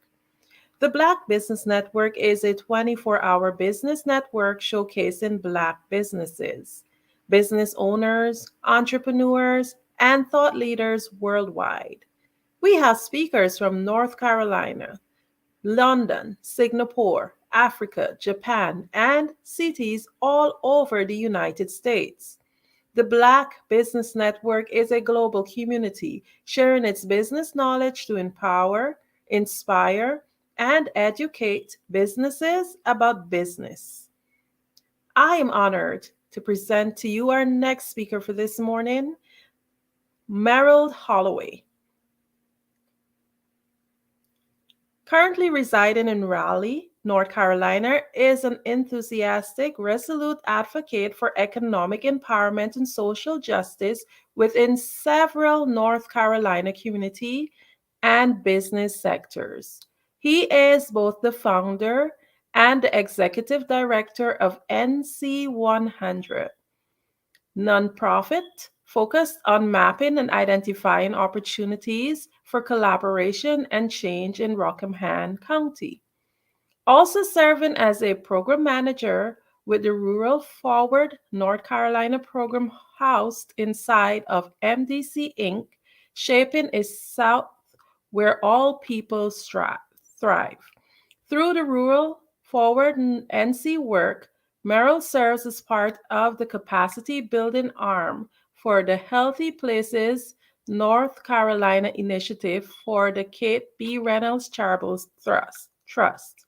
The work that motivates him is faithfulness to a mission to amplify local voice, create spaces where decision-maker solutions are most inclusive of local experience, and build stronger networks for local leaders. I happily present to you Merrill Holloway. Thank you for that wonderful introduction, Andrea. You're quite welcome. Genius is common, and I'll see you on the other side. Absolutely. Well, I appreciate the opportunity to be here today. I have been a big fan of the Black Business Expo and some of the work that Eric has done, and all the folks and the sponsors and folks that have joined this work, and really proud of it. As the introduction said, my name is Merrill Holloway, and I have a lot of identities. I want to give you a little bit of feedback or thoughts about who I am before I kind of go into the presentation. And I'm looking kind of in the direction of my screen. So hopefully it doesn't throw people off. I'm going to try to make sure I stay in the middle a little bit here. But let me talk a little bit more about myself really quickly. I am in the Triangle community. I went to school here in the the Triangle area. I do work in Rockingham County, as you heard, that I have the nonprofit NC 100, but I've been a resident of the Durham-Raleigh area most of my adult life. Also, that connected to that work, you heard about me doing some work in Durham and MDC. I'm also a powerful advocate for employee-owned businesses. These are businesses where people set up a cooperative or a type of employee trust, or a larger business sets up what's called an employee stock option program. And I'm the chair of that organization. And we do work centered in Durham and Raleigh, but it is really meant for the entire state to find ways, especially for Black businesses, legacy-owned Black businesses that the owner, their children moved away, or they haven't figured out a way to sustain the business and they're ready to exit. We support a lot of that information for people to be able to transition that ownership into their employees. So that just gives you a little bit of frame of why I'm having this conversation and joining you today. So the title of many presentations that I do, even though I am a nonprofit professional, the word nonprofit sometimes keeps people from entering into the space and realizing that a nonprofit is still a business. It still, has revenue to manage and infrastructure and people to market to. It's just that you are mission driven, in addition to wanting to have profits, and those profits that sustain your nonprofit, through tax code. You still need those profits to thrive, to pay your people, to have a living wage, and all those things. I've had the wonderful opportunity to kind of support nonprofit and social enterprise work across the state. And there is this tension that these business owners that are, community driven, community led, are thinking through. It's one direction is taking them to, I want to build capacity for the future because I want to continue to do this work. But the reason that I got into this work is not because necessarily I wanted to make a profit and sell something to people. I wanted to address immediate needs. And typically those organizations look for grants. Or they look for donations, or they're looking for people to support them, and they don't have a fee for service revenue model with some type of service that they provide that is of value to like larger organizations. So you see these organizations, sometimes they'll start and then burn out because maybe they got a couple donations for a couple years, and 2 years later they weren't as successful, or the grant partner that they were working with decided not to support them. So a lot of the work that we do, especially with NC 100 in Rockingham County and across the state, is to talk to people about figuring out different models. Now, I want to make sure that folks understand there are some misconceptions or some things that people do when they want to go into the nonprofit space, social enterprise space. I'll try to say those interchangeably. They go, typically to set up a nonprofit, you go to the same place that you go to set up an LLC or an S corp. You go to the Secretary of State here in North Carolina, and if you're looking and joining us from another state, you typically would go to your Secretary of State because, again, you're setting up a business. And a lot of times there are two steps that folks have to be thinking about. One is, yes, set up the business and say, I want to do this nonprofit work, and here's the mission and all those good things. Is usually a low bar to be able to get into that, to get the money to set that up. It could be anywhere from $60 to $100 just to set that up. And then people stop. They're like, state of North Carolina says I'm a nonprofit, I'm good to go. Let me go get a grant. You go work with somebody or a philanthropist that really wants to hear your story. And then when it's time to get the grant, they'll ask you that question. Yeah, you're a nonprofit, but are you a 501c3? Do you have tax exempt status? Have you gone to the IRS and explained that your not-for-profit business should be able to make money, obviously, so you can, pay your bills and stuff, but to be eligible for grants, you need to have a tax exempt status for a lot of these foundations. Now, I'm not going to go through all the 501c stuff, the IRS tax code. You can go to IRS, .gov and look those things up. But typically people set up nonprofits as charitable organizations, and those are termed 501c3s. And they have very specific things you can do and some things that you can't do. Some folks set up a nonprofit private foundation because they've got a chunk of money and they want to get the money out. That is still a 501c3, but a private foundation versus a public charity. Sometimes people are doing that paperwork on their own, and they click the wrong button and set up a private foundation because they've heard people say the such and such foundation, or your favorite athlete, or somebody that you really admire has a foundation. And so you think setting up a foundation is the right way to go. And if you are a public charity that wants to be able to take in grant funds, that private foundation status is not going to help you. It actually will take you several years to get out of. So make sure if you are starting a not-for-profit social enterprise entity, that you are making sure, if you're working with someone, that they are setting you up as a public charity if you want to be able to get money out and to be able to receive money. There are other classifications that I won't go into, but just make sure you know what's going on. Popular things that we hear from funders, if you are working with folks in philanthropy, at foundations or at the corporate level, you hear a few things. Your social enterprise nonprofit needs to have a program that drives your mission. We need to know what your programs are. You need funding to support those programs. You need networks to support the funding and the programs. And then your leadership has to understand and support all those things above. So foundations, folks that are, trying to make sure that those funds are getting out to the most people. They want to see that you have clearly articulated programs. They want to see that you have sustainable funding, all the while you're asking them for money. And then they want to kind of know what your networks are. So those are some of the things to kind of be thinking about. Other things for folks who are watching and listening and have started a nonprofit or thinking about starting a nonprofit, or I guess it's the folks who have started a nonprofit and kind of looking for funding outside of donations and those type of things, or in-kind gifts. Here's just a few things that I just want to make sure that you kind of know to kind of think about. When you go talk to people, whether it is somebody that has a lot of money that you may want to donate that money or gift you the money, or if you want to go to a philanthropy partner, someone who is a grant maker, a lot of times they like to see that you have some financials. Now, if they're not super solid, you need to figure out and get a coach to make sure that they're clear at the very least. They don't have to be super intricate, but you need to have some solid idea of the money that's coming in, the money that's going out, and some forecasting. Hopefully you've got 2 years worth of financials to share. Hopefully you've got the financials that are current for your fiscal year that you're in now. And then what are you looking at and projecting out for 2 years past that?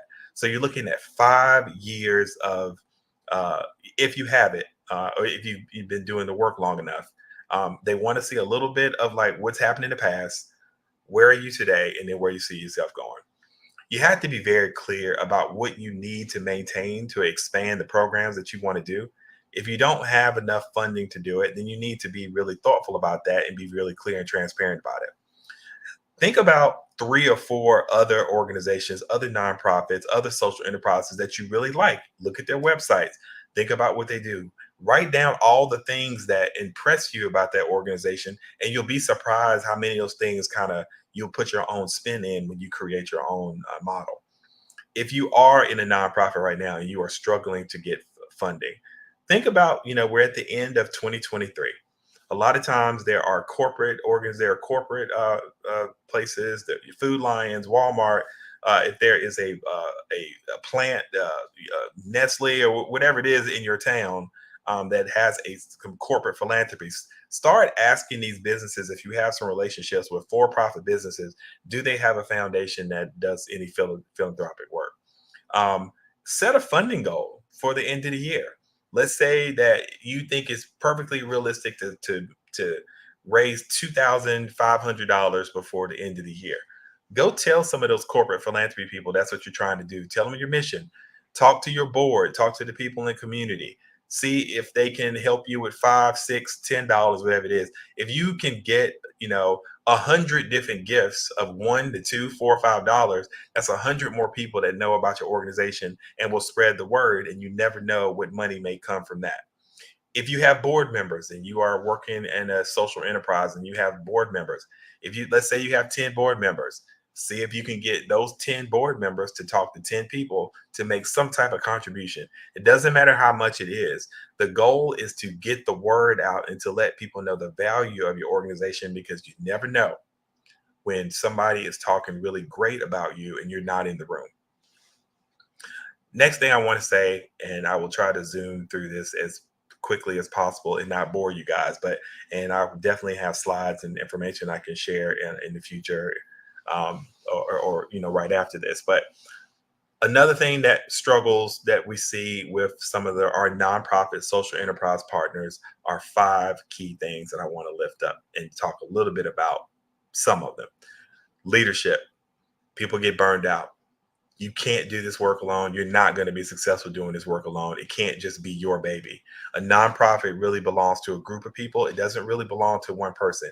And it can't be, at least I would recommend, it can't be one person's vision. It should be a community's vision. So succession planning is really important. You're going to do the work for as long as you can, and then somebody should be ready to step in to pick you up and to support you so you don't take on all this on your own. You got to be thoughtful about your communications and marketing. Every business has a budget or is thinking about a budget to do communications and marketing. It doesn't make sense for you to have a not-for-profit organization and not have money set aside for communications and marketing. How can you get the word out? If you do run into some income, the way to sustain that might be dedicating some of that income to making sure your website is robust, that you have a newsletter, all those things. Make sure your back office operations look good.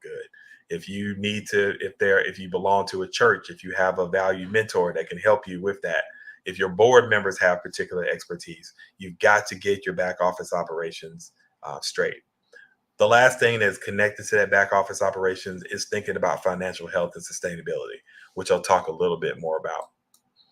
At NC100, we really feel that we are doing social enterprise for impact. We've got a small but mighty team. In Rockingham County, we did some analysis over the last few years, and we were looking at the value of Black-owned businesses, whether they were nonprofit or for-profit organizations.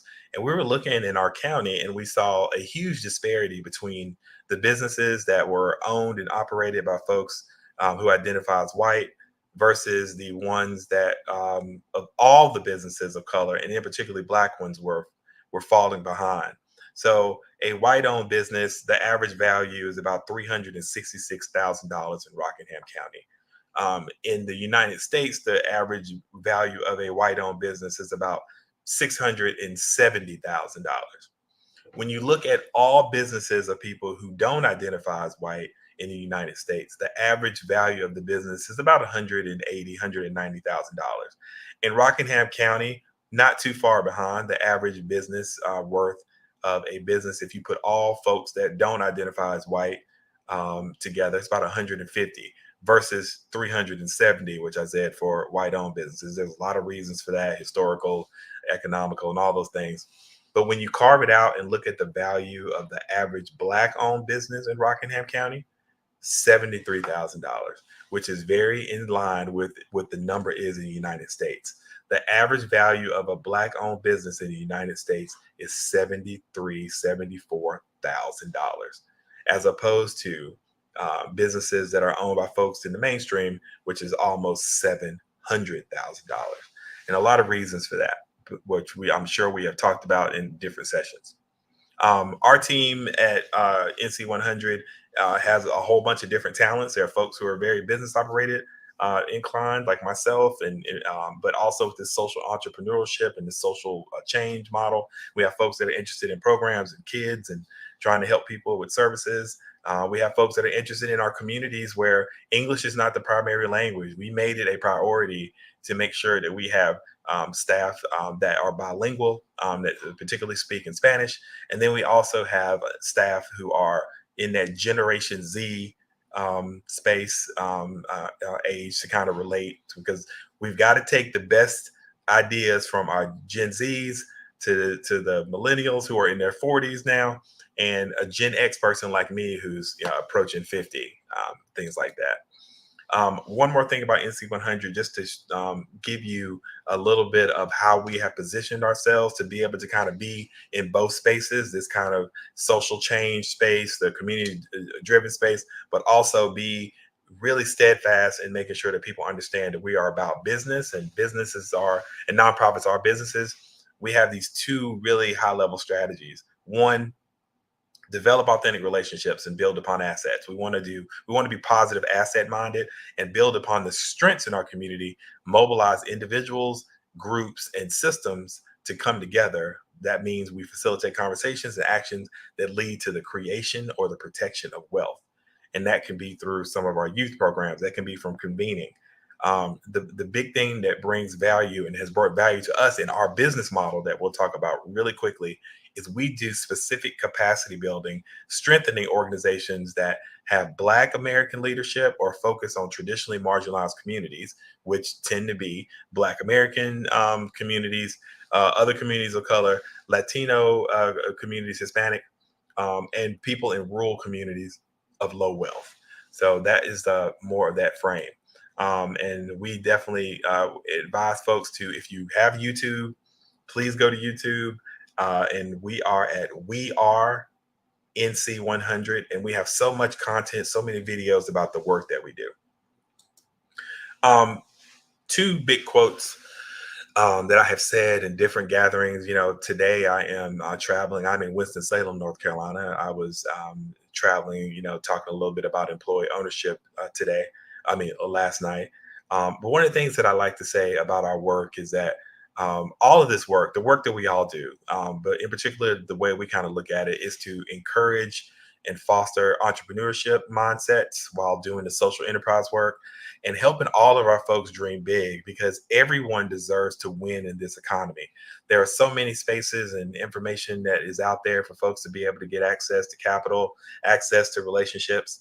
And we need to share those things. Like when we find success, we need to be able to pass that on and to help folks and give them a little bit of a head start from the stuff that we've learned. We live in this constant tension between these really two ideals. It's the world as it is and the world as it should be. And the work that a lot of us social change folks do, and trying to discern the interest that creates people's position. We want to agitate, we want to anger and lean into the anger about things that don't work the way that they should be so we can make change. But you want to be true to yourself, true to your values. As you learn what people really are aligned to, whether it is, creating like collaboration space or providing resources for people, once you make that social contract and understanding with people, you can be a disruptor as well by just simply pointing out any contradiction between what a person or organization says and how it acts. So if there's an organization that is benefiting on a reputation of being really supportive of all communities, and that's not exactly what's happening and it's making people suffer, it is incumbent upon us to point those things out in a way that has that person who's made that social contract and community be accountable. And we really believe in doing that work. We took a long look at our finances last year in 2022, and we were very successful in raising money. Almost about $400,000 we raised, either through private foundations or community foundations, fees for service where we charge for different things, donations from our supporters, working with the city and county, holding big fundraising events, and then just generally working with people in corporate philanthropy, like I talked about before. And out of that $400,000 that we raised, we realized over 59% of that money, almost 60% of that money, came from private foundations. Now, nothing against private foundations and people in regular and traditional philanthropy that support organizations, but what is the danger of having 60% of your money come from one or two private foundations?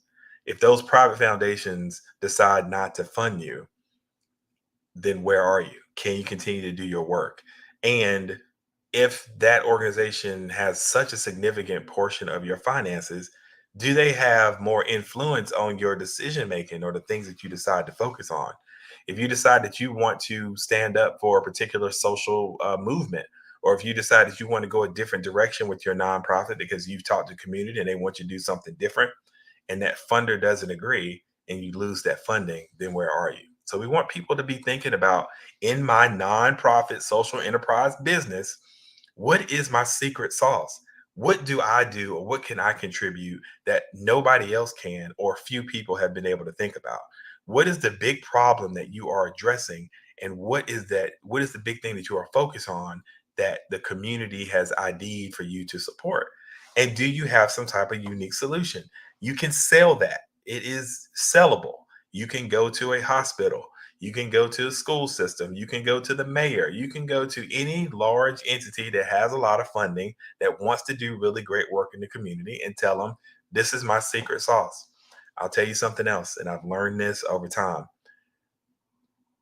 Sometimes people want the whole story about how you started a nonprofit, how you're doing a social enterprise, and all the really great stuff that you want to do. And, you climbed a mountain and had an epiphany and all that stuff. Some people want to hear that stuff. Sometimes the folks that have large amounts of money just want to hear a little bit of it and then pull on the thread of something that seems really interesting. Think about having 30 seconds to get 3 minutes of somebody's time. Can you talk about your nonprofit right now? Can you talk about your social enterprise in less than a minute and a half? Maybe sometimes can you get it down to under a minute? Can you you've heard this term about the elevator pitch. In a few sentences, can you tell enough of why you're in the business and why you need support that would get somebody to want to have a deeper conversation with you? So think about that. 30 seconds to get 3 minutes. What's the strongest information that you can share in the first 30 seconds of that minute conversation? So think about that. So we started thinking about that, what are the things that we do really well that we would want to kind of brag about and we want somebody to pay us to do? And we said, let's put together a one-pager. A one-pager doesn't have to be one page, but if you have some type of document that is either that you can send electronically or you have in your hand that you can hand somebody in a flyer that explains to an organization or somebody that can fund you 4 simple things. The first thing is context. What's the context of your organization? Why are you doing the work? Make it really simple. I'm doing this because community said this, or I grew up here and we had a group of people and we said this. They need to understand the context in a couple sentences. The next thing they need to know if they're going to talk to you longer and give you money is, what are your large objectives? Not your programs, not every single thing that you do when you're in a community and you feed people and you do this and give people coats. No, what are you trying to achieve in 1 or 2 sentences? We want to achieve this. We want to achieve that. No more than 3. High level. The way you do it is strategies and things that you can talk about later. But what, at the end of the day, what do you want to achieve by certain amount? Is it by the end of 10 years, 20 years, 5 years, 1 year? What do you want to get done? The third thing that you need to think about when you're trying to explain your information on a one-pager and you're giving people information or you set up your website is the methodology. How do you do it? Can you simply explain, we do this because we do, we want to, support, like I listed those 2 high-level strategies of our organization. That's our methodology, right? So C, context, O, objectives, M, methodology, and then B, what are the boundaries? You got to be clear. One of the things that nonprofits and social enterprise make the mistake of doing sometimes is they want to do 800 different things. They get distracted. They see this project, they see that project, they want to go here. It's like a kitten that sees a ball of yarn, or a child that sees a set of keys, or me that, if one football game is on, I can't, concentrate on one because I want to turn on my, Sunday ticket and watch 5.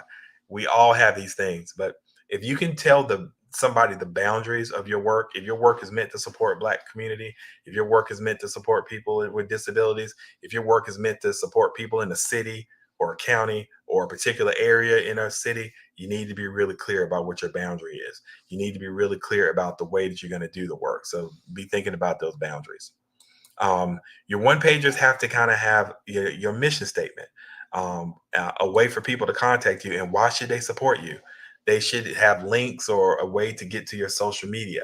They should have maybe a testimonial about the value that somebody has found in your organization, they should have photos and visuals of like what the work looks like. And then other thing that I think people don't think about, key metrics. They don't have to be the most elegant, but are you trying to capture some numbers to see how many people you engage with? Do you have any idea how much money you raised? You know, things like that. They need to know in the traditional philanthropy space, or somebody who's going to invest, they need to know that you're being really thoughtful about what your work is going to end up doing. At NC100, we made the case that we can help people move from idea to action. That simple. We can account for power dynamics in the room by you bringing us in to be a facilitator. We can support you with process. We have partners that we work with at MDC that have trained us and showed us how to do that. You can find people who have this information and they can share it with you. We can help people build a balance of trust and distance by coming in the room and learning enough about the situation that we can mediate. And we can say the thing that sometimes people aren't willing to say. I think another thing that we told people that helped us with our contracts is that we can allow you as a leader to truly listen and hear to your people. If you give us the information and we come into your setting and facilitate a meeting, and we work through some of those things that you guys have been having a hard time working on, that gives you some space to be able to contribute just as a collaborator. And maybe you build some more rapport with your staff if you have like a larger organization. One project that I wanted to talk about that built some value for us with a local health system. So again, I'm from Rockingham County. I grew up in a little town called Reidsville, North Carolina, which is about 15 minutes away from Greensboro. For folks, and I would imagine a lot of you are familiar with Greensboro, a wonderful city with a lot of Black history, Black home ownership and business ownership, and wonderful education. North Carolina A&T, Bennett, UNCG, A&T. It's like all the, just a really great place. The history of Guilford County, having the Charlotte Hawkins Brown boarding school, like there's so much history in Guilford County and Greensboro. But there is a local health system there. They're called Cone Health. They operate in Guilford County, they operate in Rockingham County, they operate in Forsyth County. And we had an opportunity to make a presentation to them about a potential merger with Cone Health and another health system that was coming in, and it was going to bring in millions of dollars of community relations money and support. And we talked to that health system about how valuable it would be to be able to support organizations to be ready with their infrastructure and capacity building to be able to take on community health work. And so our hypothesis was that if we could, we could help them learn how to do better engagement, that would fortify the pool of community organizations that the hospital could work with. It gets the hospital their mission of making the community healthier. It supports these other organizations that are struggling and need money to be able to move their work forward. And it allows deeper understanding of what some of the community problems were. So we set up what we call the design thinking framework, where we explained to a group of nonprofits in Rockingham County what we wanted to think about focusing on. And so we brought them all together and started thinking about, like, what are the main issues going on in Rockingham County? And those folks had access to other people, and other lived experience. And we talked a lot about it and drilled it down to a few things. Once we drilled it down to a few things that we had some consensus on, we asked our partners to go into community and ask some of those same questions and see if what we were thinking matched what they were thinking. Then we would come back. Once we got the feedback from those folks, we came up with an idea, like, what could we do as a business model, or what could we do as a solution model that would support some things that the community members have prioritized. And we came up with like 4 or 5 different events that we could do and learn from. The crux of this is having the discipline of being able to talk to community as you make your plan. So when you bring a solution to community, more and more people have designed it that are within the community, instead of just you coming up with an idea and saying, hey, do this, or here's a solution for you people. It's you have designed it. So once we come up with like a couple solutions of what a business model might be or an idea, we go right back to those people. We talk to them. We make sure that we haven't missed anything. And then we do the event or we do the solution. Like we figure it out in a very lean way. We got money from the Kate B. Reynolds Charitable Trust to kind of do this work. And we did 2 or 3 different things, and not all of them worked, but we learned from how it failed. And, you know, a really smart person told me, you know, a couple months back that if you change the word fail to mean first attempt in learning, then you see the value in being able to have some type of project that you take all the way through. Whether it succeeds or fails, you're still winning because you learned something. And so we continue to do that. And it was very, very, very successful. I don't know if we're able to show that video. I haven't seen anything here in the chat that says that we had access to it. So I'm assuming that we're not going to be able to show it. But I absolutely would love to have Dr. Kelly and the other folks here at the Expo be able to share that video, because I really, really would love for you all to see what that looks like. Oh, so you were able to get that up. Can we show that really quickly just so you see what that looks like in practice? And then I'll close.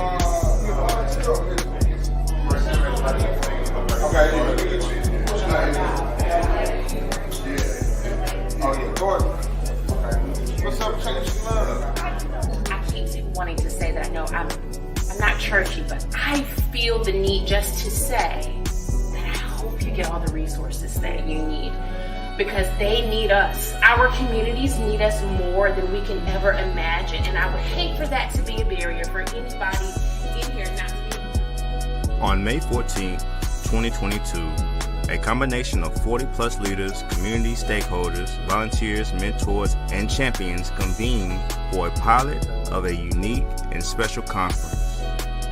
They call themselves the Cone Coalition of Like-Minded People. Like-minded towards liberation, fairness, and the idea that everyone in Rockingham County should thrive regardless of who they are or where they live. This 4-hour event was held on the campus of Rockingham Community College in Rockingham County, North Carolina, as a part of a design thinking project in partnership with Cone Health, MDC Rule 4. Several leaders convened from Rockingham County's nonprofit NC 100. They came together to address some shared challenges and problems together by centering an authentic community voice, thanks in part to the grant funding from Kate B. Reynolds Charitable Trust, engaging in inspiration, imagination, and prototyping to bring this pilot to reality. The Piedmont Triangle Regional Council shared several job opportunities for the crowd to explore and share. Black-owned businesses were prioritized in hiring and supporting the collection of champions, to the food and snacks, to the folks trusting and documenting this event, to the childcare provided by Headway Success Group. Forensics lab. So today is all about healthy mind, healthy body. And so we have the forensics lab set up, and so we'll have our display of our volunteers. So what they'll get a chance to label. And of course, we have to have old school operation because it's just fun. Local facilitators led the county members through an in-depth work session about the importance of mentor and active volunteering. What's called excelling. It's a non-profit organization, and it helps. Rockingham Community Champions of Faith and Public Service grace our community members with shared learnings on this amazing Saturday in Wentworth. Crystal Galloway served as a brilliant and engaging mistress in ceremony. Reesville Parks and Rec Superintendent Quentin Robinson delivered a starring keynote address. and Tango Moore of the Reesville Area Foundation was honored, along with a side of honorees on our first Portia M. Paris Cone Coalition Champion Award winner, given in honor of her memory and legacy as a tireless advocate and torchbearer for the marginalized or underserved. Help us reach our goal to learn more about building and strengthening the relationships of those who support mentors, volunteers, and young people, especially in the ages of 12 to 22, building the community capacity to support those in need of training, resources, and storytelling, finding ways to create and maintain a healthier Rockingham County and beyond. Want to know more about the Cone Coalition? Contact NC100 via Facebook at NC100 or www.nc-100.org.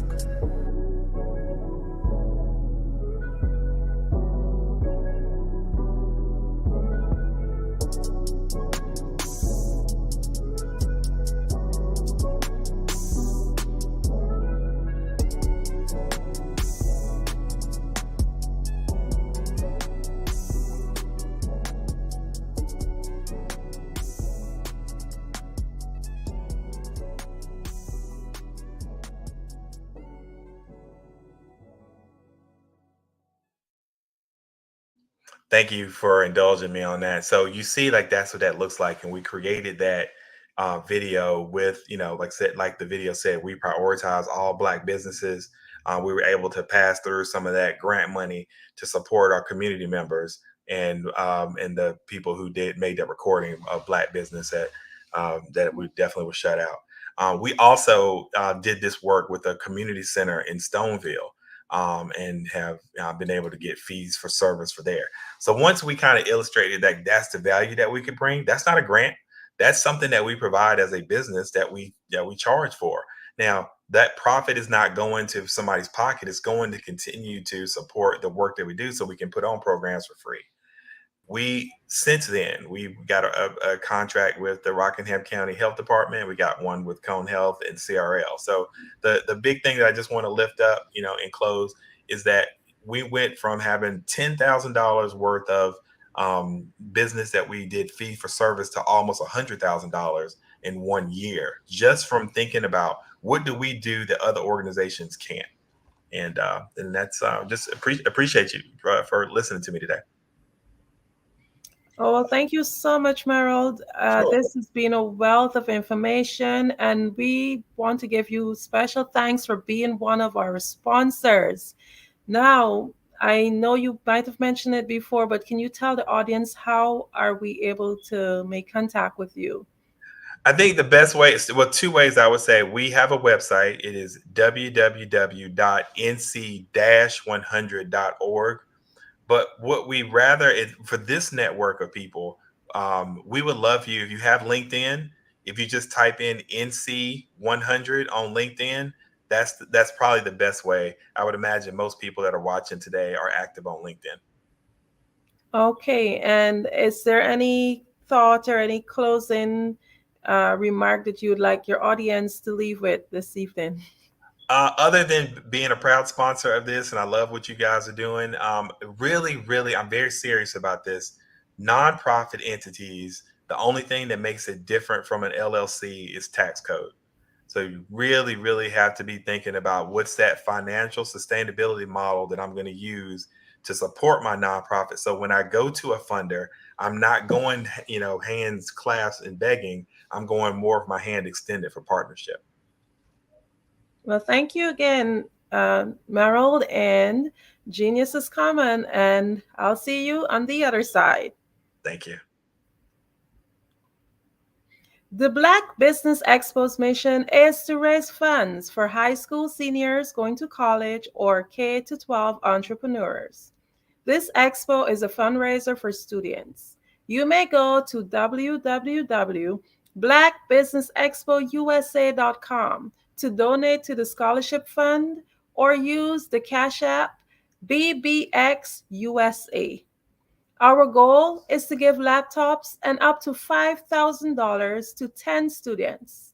Students can register online at www.blackbusinessexpousa.com. Every dollar counts. So we want to remind you to donate to the Scholarship Fund. We want to thank our Black Business Expo sponsors for October 2023. NC 100, First Atlantic Insurance Group, Moody Capital Partners, Suede Soul, 5-Star BDM Media, Hello LLC, Lotus Rich Coaching and Training, Carolina, Virginia Minority Supplier Development Council, Step Management, Barbara H.C. Smith LLC, Margie McLean Foundation Inc., Genius is Common, Earth Essentials, Milan Chennai Global, Executive Women's Success Institute, The Quality Coaching Company, Superwoman Business Services, Creative Force Studio, Lee Entertainment, Artistic App Design, Black Business Expo USA. Genius is Common, and I'll see you on the other side.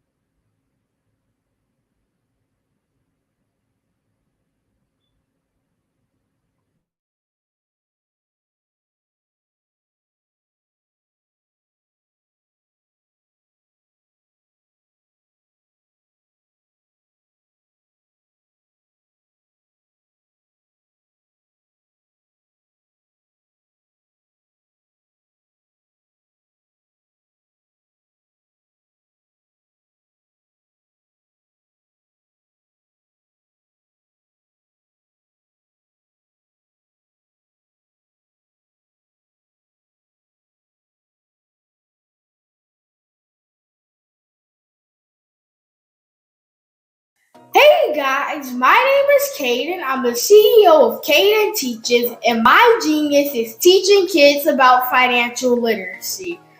Throughout my financial products, such as my financial flashcards, my activity book, and my newest project, my financial bus, which I bought. And on the bus, it has a mock bank where kids will learn how to deposit and withdraw money, a mock grocery store where kids will be able to learn how to have a family budget, and a mock stock exchange where kids will even be able to learn how to invest in stocks.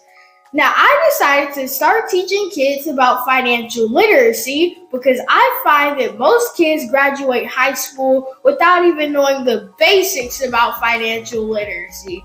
And I feel if I were to teach kids about financial literacy, that I would be able to help kids tap into their genius. And I actually learned about financial literacy to my dad because I would go to business meetings with him and I would always see that they were talking about financial literacy. And at that point, I didn't understand what financial literacy was. So I took it upon myself to learn about financial literacy and teach it to kids in a way that they could understand.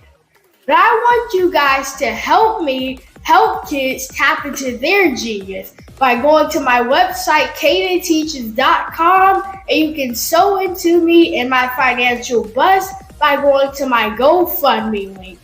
And remember, if Caden can, you can too. Because genius is common. You are in the right place at the right time.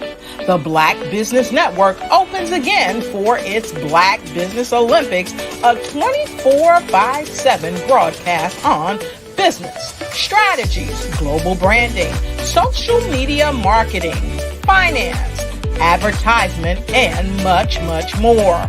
Featuring the top, most powerful entrepreneurs and speakers and thought leaders from all around the world as they gather together for this phenomenal event. Join the Black Business Network, streaming live into the metaverse. STEM City, USA, Black Multiverse, Pod TV, Roku, Hulu, iHeartRadio, Apple TV, YouTube, TikTok, Instagram, Google Podcasts, Facebook, LinkedIn, IBM TV, Spotify, and Twitch. Tune in today and be a part of this amazing movement. The Black Business Olympics welcomes you.